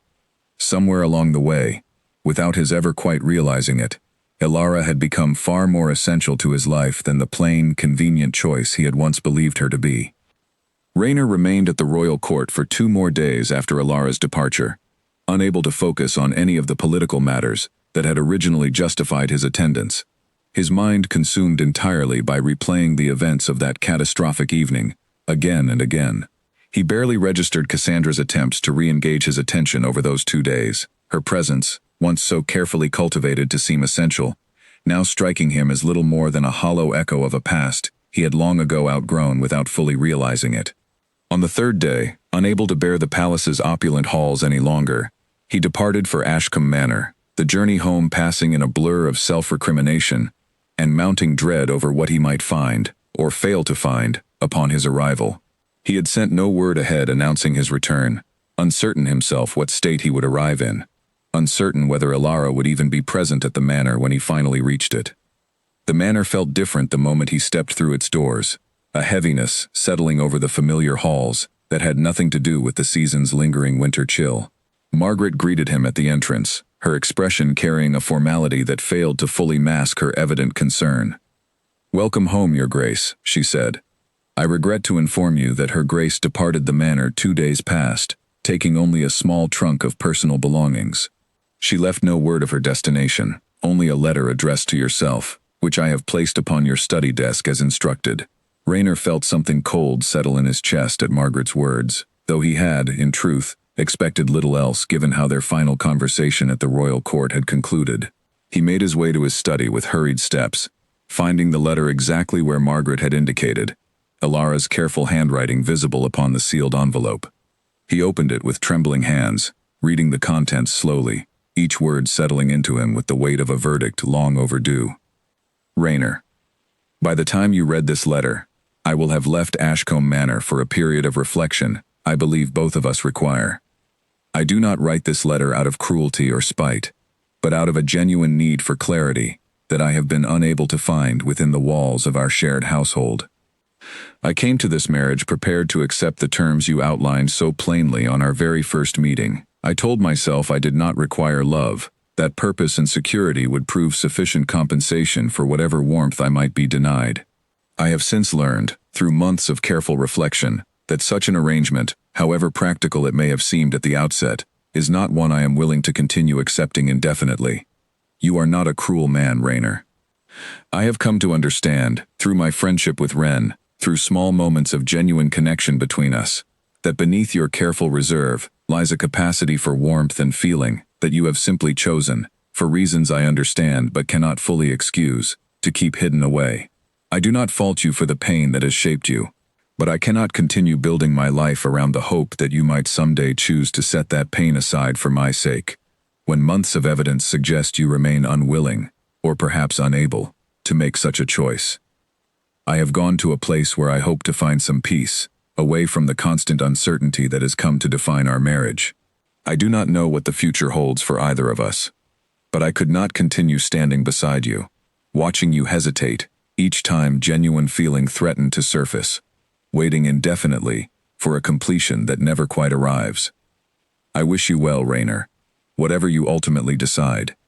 Elara. Rainer read the letter 3 times before finally setting it down, his hands trembling slightly, the full weight of what he had lost crashing over him with a force that left him momentarily unable to draw a proper breath. He sat heavily in the chair behind his desk, staring blankly at the letter before him, memories of the past months flooding through his mind with sudden, painful clarity. He thought of Alara's quiet competence, the way she had transformed the household's management within her first weeks at the manor, uncovering his steward's dishonesty, earning the respect and affection of servants who had initially viewed her with skepticism. He thought of her patience with Ren, the genuine friendship that had blossomed between them, offering his sister a companionship she had lacked since their mother's passing. He thought of small moments scattered throughout their marriage, her gentle correction of a servant's minor error handled with such tact that no one felt diminished by it, her careful attention to tenant concerns that his previous steward had ignored for years, her steady presence at the dinner table each evening, even when conversation between them remained sparse and formal. He thought, too, of that morning on the palace balcony, the words he had begun to speak before pulling back into his usual guarded reserve. He had intended, in that moment, to finally tell her the truth he had been avoiding for weeks, perhaps months. That her presence in his life had become, without his fully realizing it, essential rather than merely convenient. That the plainness he had once cited as her primary qualification had revealed itself, over time, to be nothing more than a surface quality, entirely overshadowed by the depth of character underneath it. That he had, somewhere along the way, without ever intending to, begun to fall in love with the woman he had married for entirely practical reasons. He had pulled back from speaking those words that morning, frightened by their weight, uncertain how to voice feelings he had spent years training himself to suppress entirely. And that hesitation, that failure of courage, had ultimately cost him the very thing he had been too afraid to properly claim. Ren found him still seated at his desk hours later, the letter still clutched in his hand, his expression carrying a devastation she had rarely witnessed from her carefully composed brother. "She is gone," Ren said quietly, though it was not truly a question. She had already heard the news from Margaret, had already guessed, from the household's somber mood, exactly what had transpired. "Yes," Raynor said, his voice hollow, "and I have no one to blame but myself." Ren settled into the chair across from his desk, studying him with a mixture of sympathy and lingering frustration. "What happened at the gathering?" she asked. Margaret said only that Alara returned home alone, her expression suggesting considerable distress. Raynor recounted the evening's events slowly, his voice carrying genuine remorse as he described Cassandra's cruel public taunting, his own damning hesitation before responding, Alara's dignified departure, and the devastating clarity of her subsequent words to him in their private quarters. Ren listened without interruption, her expression growing increasingly troubled as the story unfolded. "You allowed her to be humiliated before an audience of strangers," Ren said finally, without offering even a moment's decisive defense. "I know," Raynor said, his voice thick with self-recrimination. "I have thought of little else since that moment. My hesitation, in that instant, revealed everything Alara needed to know about my failure to properly value her. And I fear I have lost her entirely as a result." "Then you must find her," Ren said firmly. "You must go to her, wherever she has gone, and tell her everything you should have told her months ago." "I do not know where she has gone," Raynor admitted. Her letter offered no indication of her destination. Ren considered this for a moment, before her expression shifted, a memory surfacing that she had nearly forgotten. "She mentioned once, during one of our afternoon walks, a small property she inherited from her grandmother. A cottage somewhere in the mountains, I believe, though she spoke of it only briefly, as a distant inheritance she had given little thought to over the years. Perhaps that is where she has retreated." Hope flickered within Raynor's chest for the first time since reading Alara's devastating letter. "Do you know more precisely where such a property might be located?" "Only that it lies somewhere in the mountain regions to the north," Ren said. "She mentioned her grandmother's family originated from a small village there, though I confess I do not recall further details." It was not much to go on, but it was more than the complete absence of information Raynor had possessed only moments before. He rose from his desk with sudden purpose, a resolve settling over him that had been entirely absent throughout the previous devastating hours. "I will find her," he said, more to himself than to Ren, though his sister nodded in fierce agreement. "You must," Ren said, "and Raynor, when you find her, you must finally say the words you have been too afraid to speak all this time. Tell her plainly what she means to you. Do not allow pride or old fears to hold you back a moment longer than they already have." Rayner spent the remainder of that day and much of the following, one gathering what information he could regarding Alara's family history, sending inquiries to household records, questioning distant relations who might know more of her grandmother's origins. The search proved frustratingly slow, each piece of information leading to further questions rather than clear answers. Though gradually, painstakingly, a picture began to emerge of a small mountain village called Thornwick, situated in a remote valley, several days' journey to the north, where Alara's grandmother had indeed once resided, before relocating to the coastal regions, where Alara's own family had eventually settled. Armed with this information, however incomplete, Rayner made the decision to depart immediately, abandoning his usual entourage and the trappings of his ducal status in favor of a swift, unencumbered journey.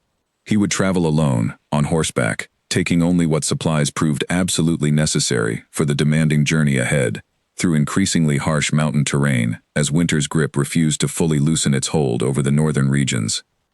Ren watched him prepare for departure with a mixture of concern and fierce hope.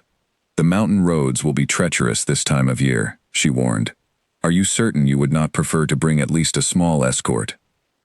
"I need to do this alone," Rayner said, checking the supplies secured to his horse's saddle with careful attention. "Alara deserves to see that I am willing to sacrifice comfort and convenience for her sake, not simply send others to retrieve her on my behalf, while I remain safely within the manor's comfortable walls." Ren embraced her brother before his departure, an unusual display of physical affection between them, though the circumstances seemed to warrant it. "Bring her home," she said, "not as a convenient arrangement, but as the wife she truly deserves to be." "I intend to," Rayner said, with a determination that had been entirely absent from his character throughout the early months of his marriage. "Whatever it takes, however far I must travel, I will find her, and I will finally tell her everything I should have said from the very beginning." He departed Ashcombe Manor that same afternoon, riding north toward the distant mountains, where he hoped, against considerable uncertainty, to find the woman who had transformed his household, earned his sister's genuine affection, and, without his ever quite realizing it until the moment of losing her, claimed a place within his guarded heart that no one, not even Cassandra during their earlier, more innocent courtship, had ever managed to fully occupy.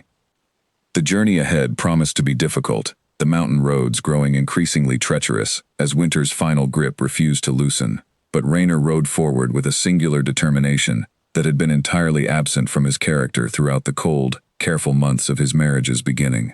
He had spent years building walls around his heart, protecting himself from the vulnerability that had once cost him so dearly when Cassandra abandoned their earlier betrothal. But Alara's departure had taught him, with painful clarity, that such protection came at a cost far greater than the vulnerability he had spent years avoiding. He would not make that same mistake again.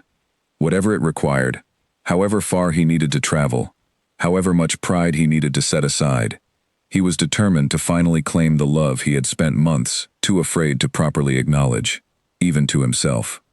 The road north proved every bit as difficult as Ren had warned. Within the first day, the well-maintained highways surrounding Ashcombe Manor gave way to narrower, rougher paths, winding steadily upward into increasingly rugged terrain.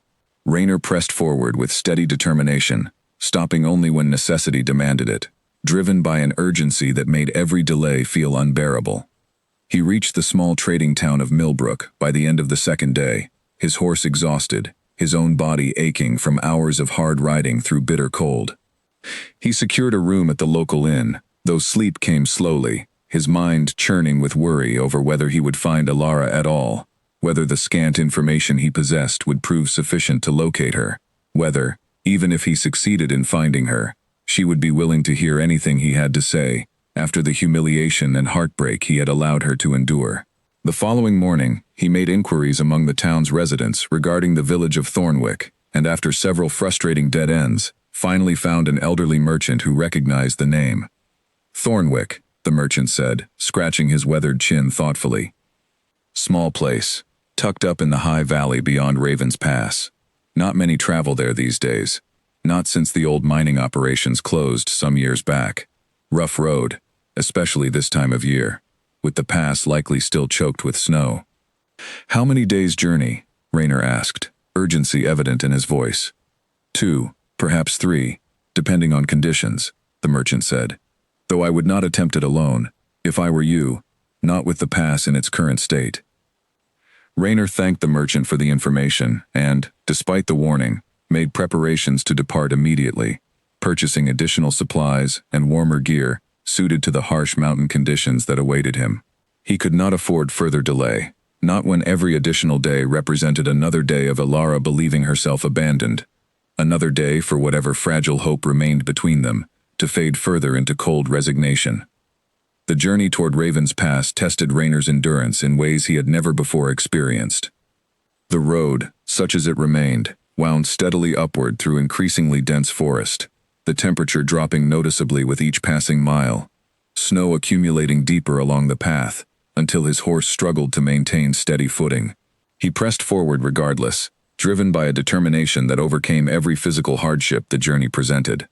On the second day beyond Millbrook, disaster nearly struck when his horse, navigating a particularly treacherous section of icy trail, stumbled badly, nearly throwing Rayner from the saddle entirely.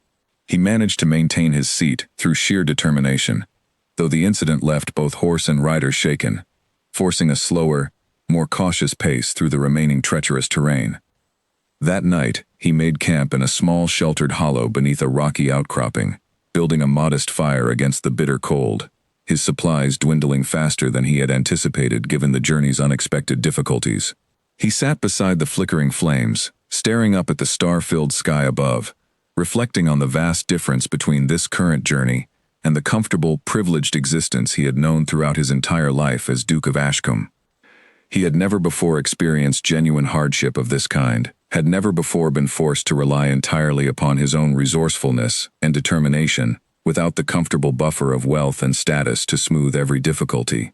There was something clarifying about the experience, stripped as he was of every familiar comfort, forced to confront the raw physical challenge of the mountain wilderness, with nothing but his own will and endurance to see him through.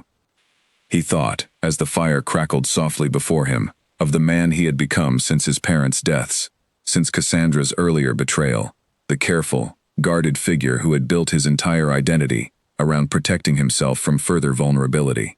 That man would never have undertaken a journey such as this, would never have sacrificed comfort and safety for the sake of a woman he had once described, with such careless cruelty, as merely plain and convenient. But something had shifted within him over these past months of marriage to Elara, a slow thawing of the ice that had settled over his heart, following years of accumulated loss and disappointment.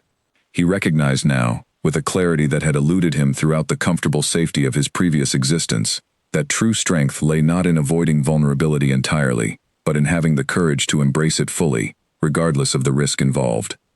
He continued his journey the following morning, the terrain growing even more challenging as he approached the entrance to Raven's Pass itself, a narrow corridor between towering peaks that the elderly merchant had warned might remain choked with snow this late into winter. The warning proved accurate, the pass presenting a formidable wall of accumulated snow that would have deterred a less determined traveler entirely. Rayner spent the better part of that entire day working his way through the treacherous pass, sometimes forced to lead his horse on foot through sections where the snow proved too deep and unstable for safe riding, his hands and face growing numb from prolonged exposure to the biting mountain wind. Several times, he questioned whether he would successfully navigate the pass at all, whether his entire journey might end in failure amid the unforgiving mountain wilderness.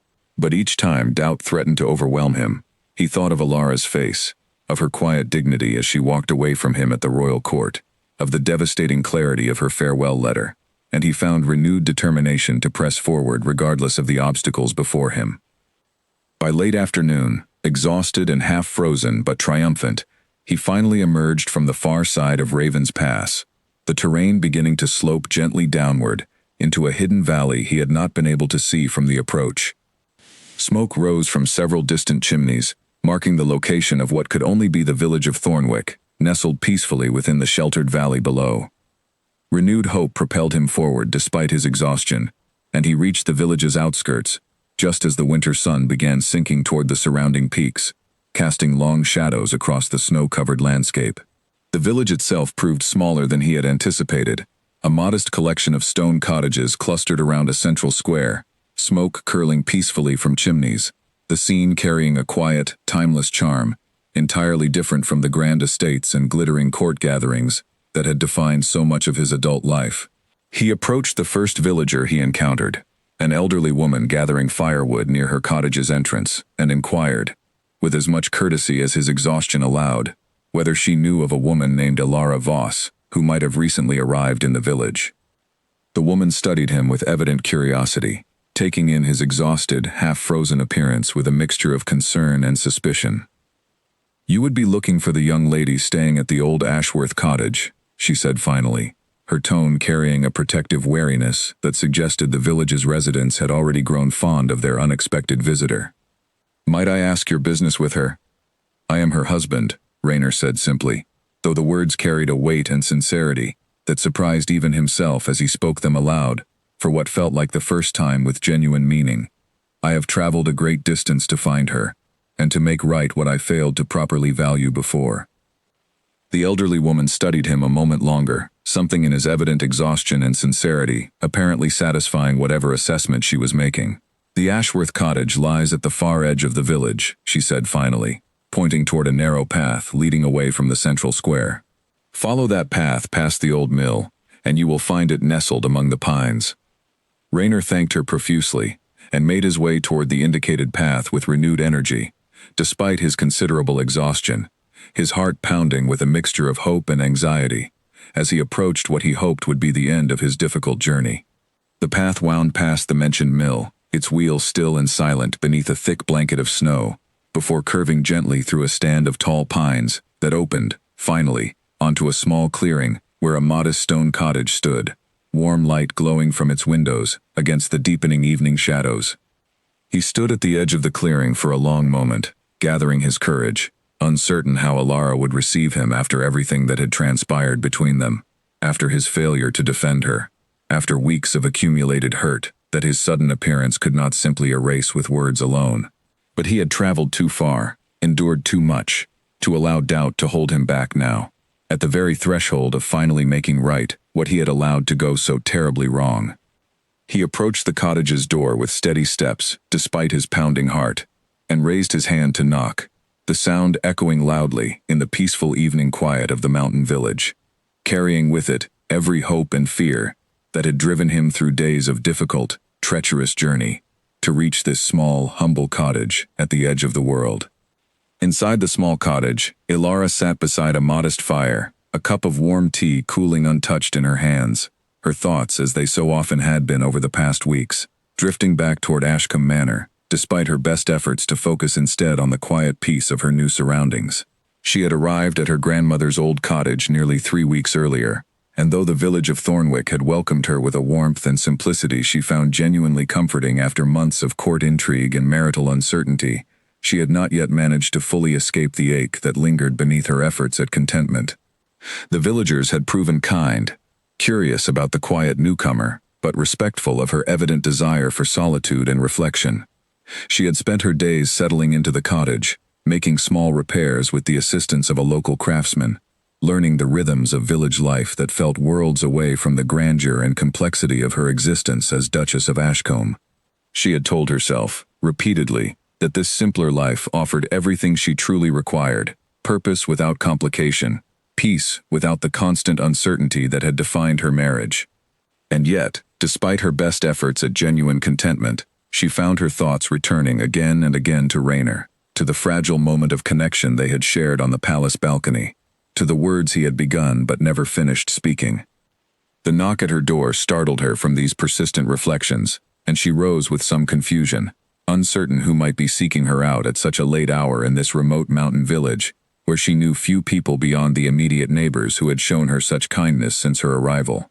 She opened the door cautiously, and felt her breath catch entirely in her throat at the sight that greeted her. Rayner stood before her, looking nothing like the composed, carefully groomed Duke she had known throughout their marriage. His clothes were travel-worn and stained, his face weathered and reddened from days of exposure to bitter mountain wind, exhaustion evident in every line of his posture. But his eyes, when they met hers, carried an openness and vulnerability she had never before witnessed from him, not even during their brief moment of connection on the palace balcony. "Elara," he said, her name carrying a weight of relief and longing that struck her with unexpected force. "I have found you." "Rayner," she managed, her voice barely above a whisper, shock momentarily overwhelming every other emotion churning within her. "What are you doing here? How did you even find this place?" "I would have searched the entire kingdom if necessary," he said, his voice carrying a raw sincerity entirely absent from the careful, guarded man she had married. "May I come in? I have traveled a great distance, and there is much I need to say to you, things I should have said long before now." Alara hesitated for a long moment, old hurt warring with the flicker of hope his unexpected arrival had rekindled within her chest. But something in his evident exhaustion, in the genuine vulnerability written so plainly across his weathered features, convinced her finally to step aside and allow him entry into the small, warm cottage. He entered gratefully, and she guided him toward the fire, offering him a chair and quickly preparing warm tea to help ease the chill that clearly still gripped him after his difficult journey. He accepted her care with evident gratitude, though his eyes remained fixed on her throughout, as though fearful she might disappear entirely if he looked away even for a moment. "You should not have made such a dangerous journey," Alara said finally, settling into the chair across from him, her voice carrying a careful neutrality that masked the turmoil of emotion churning beneath the surface. "The mountain roads at this time of year are treacherous." "I know," Raynor said. "I nearly lost my horse to the ice on more than one occasion.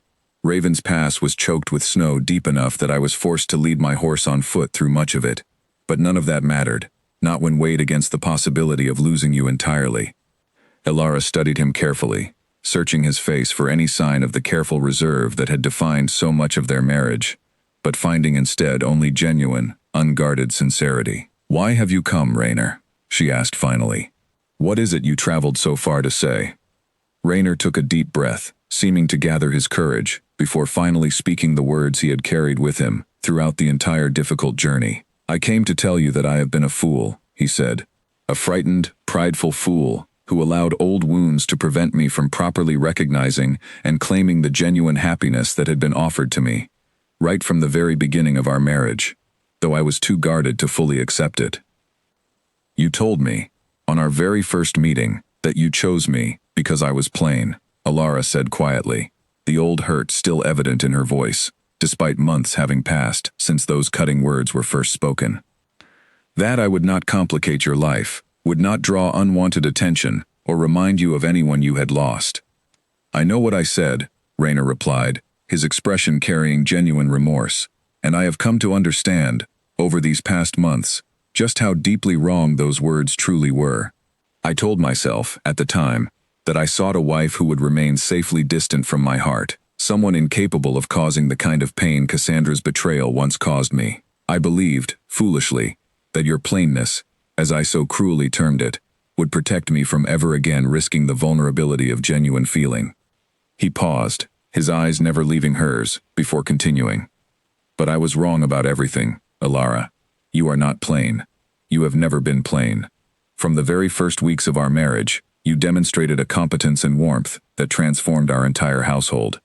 You uncovered corruption I had overlooked for years. You earned the genuine affection of servants who had grown accustomed to being ignored by every previous mistress of the manor. You became, to my sister, the sister she had lost when our mother passed. And to me, though I was too frightened and guarded to properly acknowledge it, you became essential in ways I spent months trying desperately to deny, even to myself." Tears had begun gathering in Alara's eyes as she listened, though she remained silent, allowing him to continue. "When Cassandra returned," Raynor said, "I allowed old fears to resurface, old patterns of guarding myself against vulnerability that I had spent years cultivating, following her initial betrayal and our parents' subsequent deaths. I told myself her presence meant nothing, that our correspondence and conversations concerned only practical matters, but in truth, I allowed her return to remind me of exactly why I had chosen the safe, guarded path of a loveless marriage in the first place, and I retreated further behind my walls precisely when I should have been drawing closer to you instead." "That morning on the balcony," Alara said quietly, finally finding her voice, "you began to say something, before stopping yourself." "I know," Raynor said. "I have thought of that moment constantly throughout this journey. I intended, that morning, to finally tell you the truth I had been avoiding for weeks, that you had become far more essential to my happiness than the practical, convenient arrangement I once believed our marriage to be. But fear stopped me. The same fear that has governed so much of my behavior since Cassandra's earlier betrayal.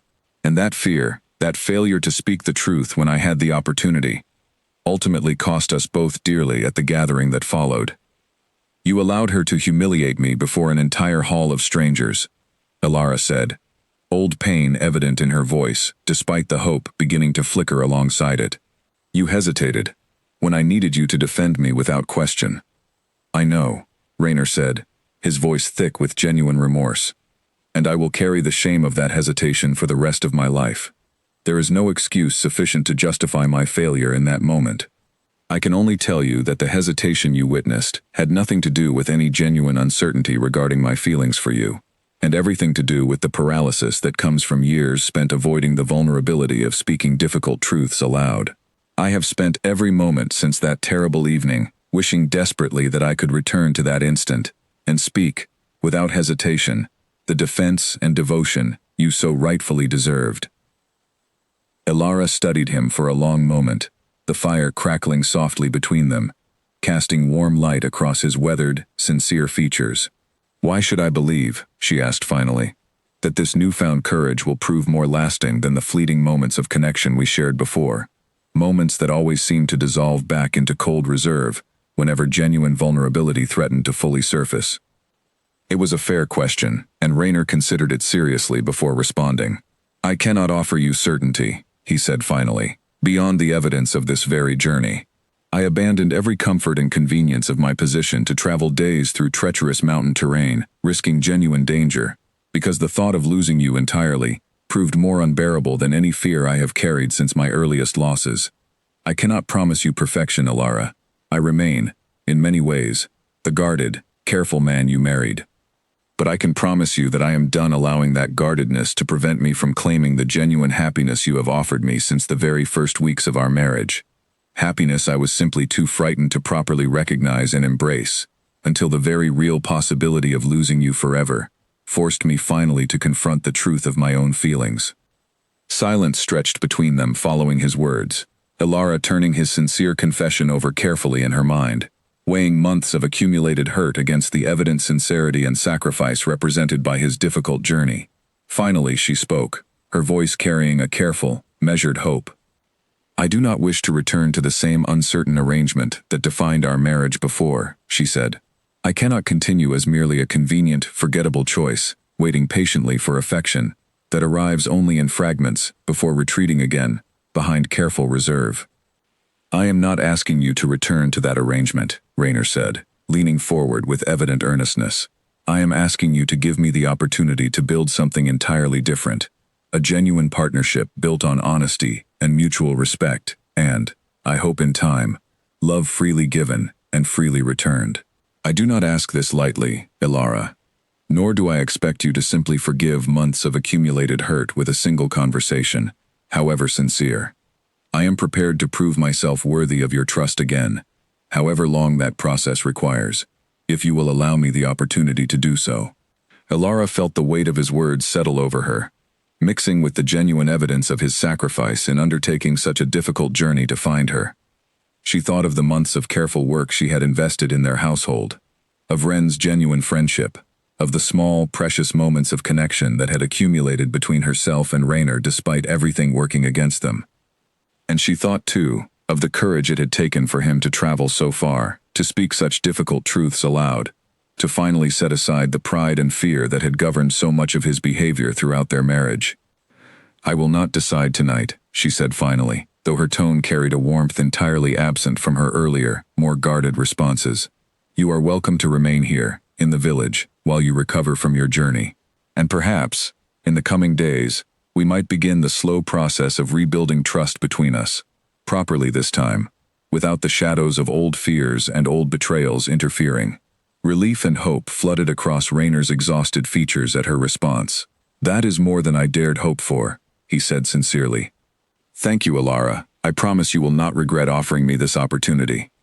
Over the following days, Raynor remained in the small village of Thornwick, taking modest lodging with a local family, while he recovered from the physical toll of his difficult journey.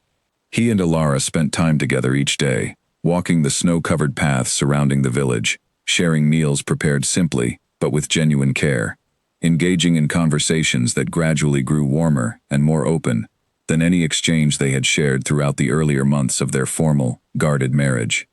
Rainer proved, throughout these days, remarkably willing to set aside his usual reserve, sharing more openly than ever before about his childhood, about the pain of losing his parents so young, about the lasting wounds Cassandra's earlier betrayal had left upon his capacity for trust and vulnerability.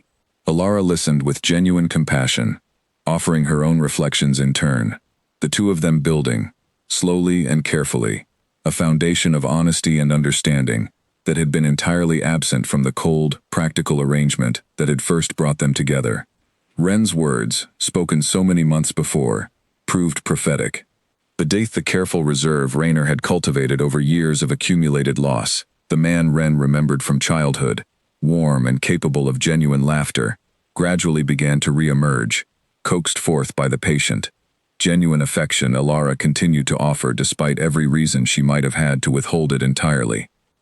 Nearly 2 weeks after his arrival in Thornwick, as the first genuine signs of approaching spring began to show themselves across the mountain valley, snow melting gradually along the sun-warmed slopes, Rainer found himself once again standing before Alara in the small cottage that had become, over these recent weeks, a place of genuine healing and growing connection between them. "I do not wish to rush you," he said, taking her hands gently in his own, "but I find I can no longer keep this particular truth unspoken, regardless of how much courage it requires to finally voice it aloud. I love you, Alara. Not as a convenient arrangement, not as a plain, forgettable choice, but as the remarkable woman you have always been, a woman whose worth I was simply too guarded and frightened to properly recognize, until circumstances forced me to confront the depth of my own feelings." Alara felt tears gathering in her eyes, genuine happiness welling up within her chest for the first time, in what felt like many months. "I love you as well," she said softly, the words carrying a lightness and certainty that surprised even herself as she spoke them. "Despite everything, despite the cold beginning and the painful months that followed, I find that my heart chose you long ago, even when I tried desperately to protect myself from the very real possibility of heartbreak." Their embrace, when it finally came, carried none of the careful formality that had defined so much of their earlier marriage, but instead, a genuine warmth and tenderness that spoke to the true partnership they had finally, painstakingly, managed to build between them. They remained in Thornwick for several more weeks, allowing their renewed connection to deepen and solidify, before finally making the journey back toward Ashcombe Manor together, this time as genuine partners rather than merely two strangers bound by practical arrangement. Ren greeted their return with unrestrained joy, embracing them both warmly, her earlier hopes for her brother's happiness finally fully realized. The household itself seemed to sense the shift in their dynamic almost immediately, the formal coldness that had once characterized their interactions, replaced by a warmth and genuine partnership evident in every shared glance, every quiet conversation, every small gesture of affection that had been entirely absent from their marriage's difficult beginning. Even Margaret, ever stern and reserved, could not fully suppress her evident satisfaction at the transformation she witnessed within the household she had served for so many years. As for Lady Cassandra, word eventually reached Ashcombe Manor that she had departed the region entirely, her earlier attempts to reclaim her place within Rainer's affections having failed so thoroughly that she saw little purpose in remaining within a court where her manipulations had become, gradually, common knowledge among the region's nobility. Neither Alara nor Rainer gave her further thought, their attention fully occupied by the genuine happiness they had finally managed to build together. A happiness born not from careful calculation or practical convenience, but from the hard-won courage to embrace vulnerability, honesty, and love freely given. Alara often thought, in the months and years that followed, of that first cold evening when Rainer had told her plainly that he had chosen her because she was plain. She understood now, with a clarity that had taken considerable heartbreak to achieve, that his words had reflected not her true worth, but his own fear of loving deeply again, after losses that had taught him, wrongly, that vulnerability led only to pain. She had proven, through months of quiet strength and eventual courage, exactly how far from plain she truly was, and Rainer had proven, through his difficult journey to the mountains and beyond, that genuine love, once properly claimed, was worth every risk of vulnerability it required.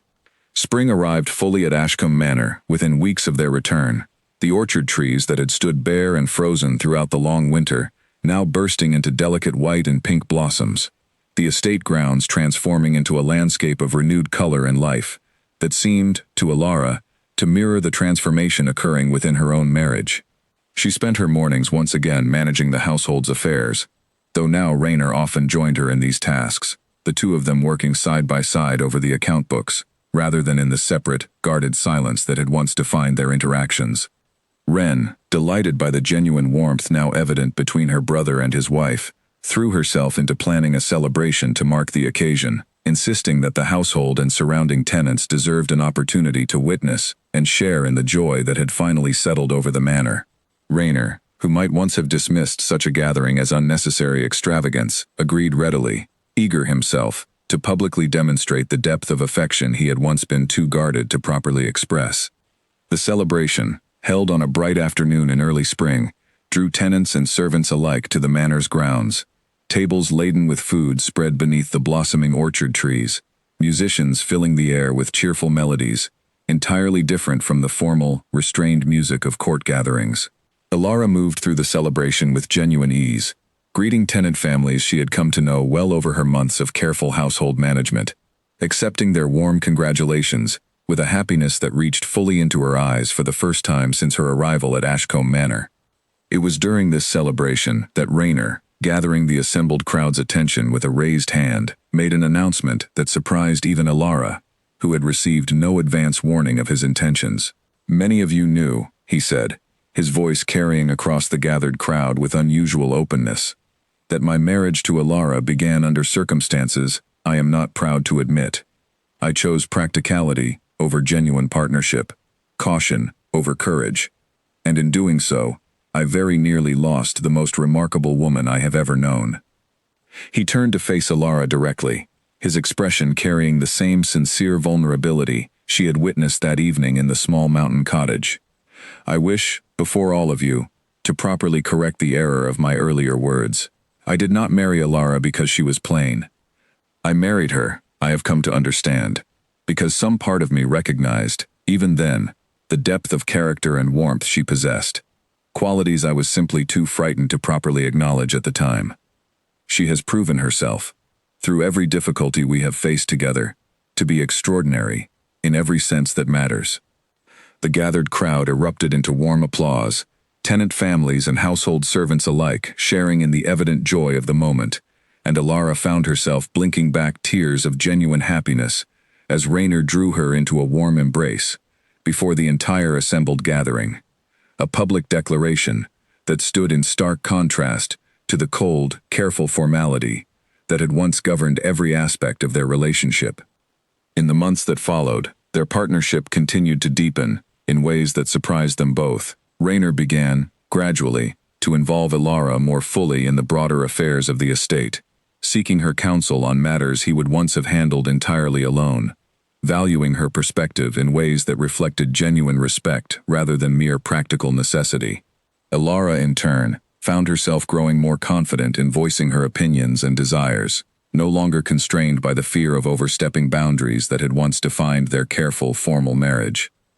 Wren remained a constant presence in their lives, her friendship with Alara deepening further even as her relationship with her brother grew warmer than it had been in years. The three of them often spent evenings together in the manor's small library, sharing stories and laughter that would have seemed impossible during the cold, guarded early months of Alara's marriage. Wren, in particular, delighted in reminding Raynor, with affectionate teasing, of just how thoroughly his earlier assessment of his wife had proven mistaken. "Plain," Wren would say, shaking her head with mock disbelief whenever the topic arose. "I still cannot fathom how you ever convinced yourself of something so far from the truth." Raynor, for his part, had learned to accept such teasing with good humor, rather than the defensive reserve that might once have characterized his response. "I was a fool," he would readily admit, "though I have spent every day since attempting to make proper amends for that particular foolishness."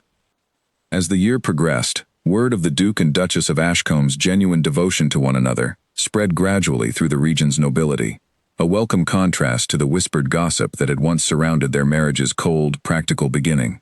Alara found herself, at gatherings she had once dreaded, now welcomed with genuine warmth rather than the careful, dismissive politeness she had endured during the difficult months of Cassandra's interference. Raynor remained attentive at every such occasion, no longer allowing old fears or old acquaintances to create the kind of painful distance that had once nearly cost him everything. Their household continued to flourish under Alara's careful management, the tenant farms prospering under fair treatment, the manor's finances stronger than they had been in years, the servants content and loyal under leadership that valued their contributions genuinely, rather than merely tolerating their presence. Alara often reflected, during quiet moments tending to the estate's many responsibilities, on how far she had traveled from that first cold evening, when Raynor had greeted her with such careless cruelty, uncertain whether any warmth might ever grow between them. The following autumn brought with it a visit from Alara's own family, her parents traveling to Ashcombe Manor for the first time since her wedding, eager to witness firsthand the transformation their daughter's marriage had undergone. Alara's mother, upon observing the evident warmth and genuine partnership between her daughter and son-in-law, could not help but express her relief and joy at witnessing such a change. "When you first married," her mother admitted quietly, during a private conversation shared over tea in the manor's sitting room, "I worried terribly for your happiness. The Duke seemed so distant, so guarded at your wedding. I feared you had traded one difficulty for another entirely different one." "I feared the same, for a time," Alara admitted honestly. "But Raynor has proven himself capable of genuine change, genuine courage, when it mattered most. I do not regret the difficult path that brought us to where we now stand, though I would not wish such difficulty upon anyone lightly." Her mother studied her daughter's evident contentment with visible relief. "You have grown since your marriage," she observed. "Not merely in confidence, but in a kind of quiet strength I did not fully appreciate in you before. Whatever difficulties you faced, they seem to have revealed a depth of character that serves you well now." Alara considered her mother's words carefully, recognizing their truth, even as she reflected on the painful months that had led to her current happiness.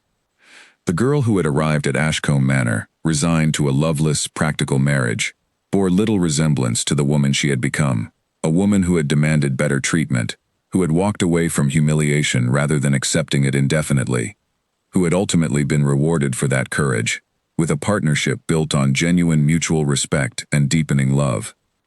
As winter approached once again, nearly a full year after that first difficult season of Alara's marriage, Raynor surprised her with an unexpected proposal, suggesting they journey together back toward the small mountain village of Thornwick, not out of necessity this time, but simply to revisit the place where their genuine partnership had truly begun to take shape. "I wish to see it properly," he explained, "not exhausted and half-frozen from a desperate journey, but as a place we might return to together, whenever we wish, as a reminder of everything we nearly lost and everything we ultimately gained instead." Alara agreed readily, and their return journey to Thornwick, undertaken this time in far more comfortable circumstances, with proper supplies and unhurried pacing, allowed them to experience the mountain village's genuine beauty in ways the earlier desperate reunion had not permitted. They visited the small cottage, where Raynor had first arrived, travel-worn and desperate, to finally speak the truth he had spent months too afraid to voice, and found the modest structure standing exactly as Alara had left it, a quiet testament to the pivotal moment that had transformed their marriage entirely.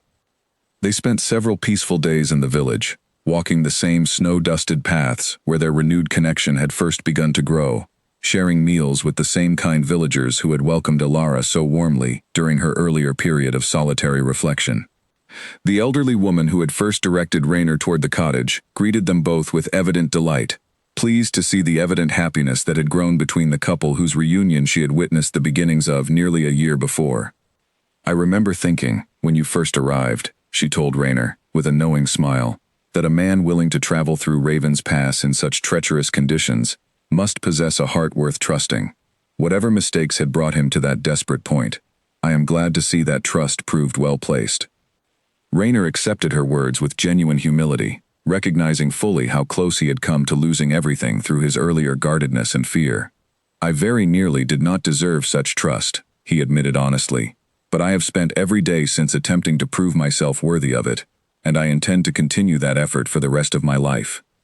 As their visit to Thornwick drew to its close, and they prepared for the journey back toward Ashcombe Manor. Elara found herself reflecting on the remarkable transformation her life had undergone since that first cold evening, when a marriage of convenience had seemed destined to remain nothing more than a practical, loveless arrangement. She thought of the pain she had endured, the humiliation of Cassandra's cruel words before an audience of curious strangers, the devastating uncertainty of those difficult months when Raynor's guardedness had threatened to permanently damage whatever fragile connection existed between them.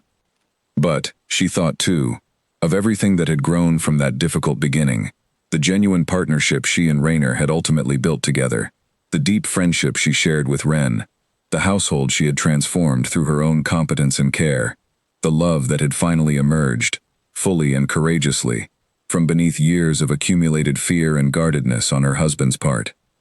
She understood now, with a clarity that months of heartbreak and eventual reconciliation had taught her, that the truest partnerships were rarely built easily or without difficulty.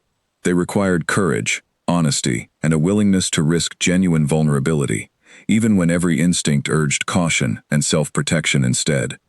She had found that courage within herself, choosing to walk away from a marriage that offered her nothing beyond cold practicality, and in doing so, had ultimately given Raynor the opportunity to find similar courage within himself. Courage that had carried him through treacherous mountain terrain to finally claim the happiness he had spent years too afraid to properly pursue. Their journey back toward Ashcombe Manor passed in comfortable, easy conversation, a stark contrast to the heavy silence that had once characterized so many of their earlier travels together. Raynor reached across the carriage to take her hand gently in his own, an easy, natural gesture that would have seemed impossible during the careful, guarded early months of their marriage. "I am grateful," he said quietly, "every single day, that you refused to accept the cold, practical arrangement I once believed sufficient for our marriage. Your courage in walking away, however painful it proved for both of us, ultimately gave me the opportunity to become a better man than I might otherwise have remained." "And I am grateful," Elara replied, her hand tightening warmly around his, "that you found the courage to follow me, to travel such a difficult distance, to finally speak the truth we both needed to hear. We built something remarkable from very difficult beginnings, Raynor. I would not trade the journey that brought us here, however painful certain portions of it proved to be." As their carriage continued its steady journey back toward the manor that had become, over the course of their difficult but ultimately triumphant first year of marriage, a genuine home, built on love, freely given rather than merely practical convenience, both Elara and Raynor understood that whatever challenges the future might yet bring, they would face them now as true partners, bound not by cold calculation, but by a hard-won love that had proven strong enough to survive heartbreak, humiliation, and the treacherous mountain passes that had once separated them, only to bring them, ultimately, closer together than either had ever believed possible.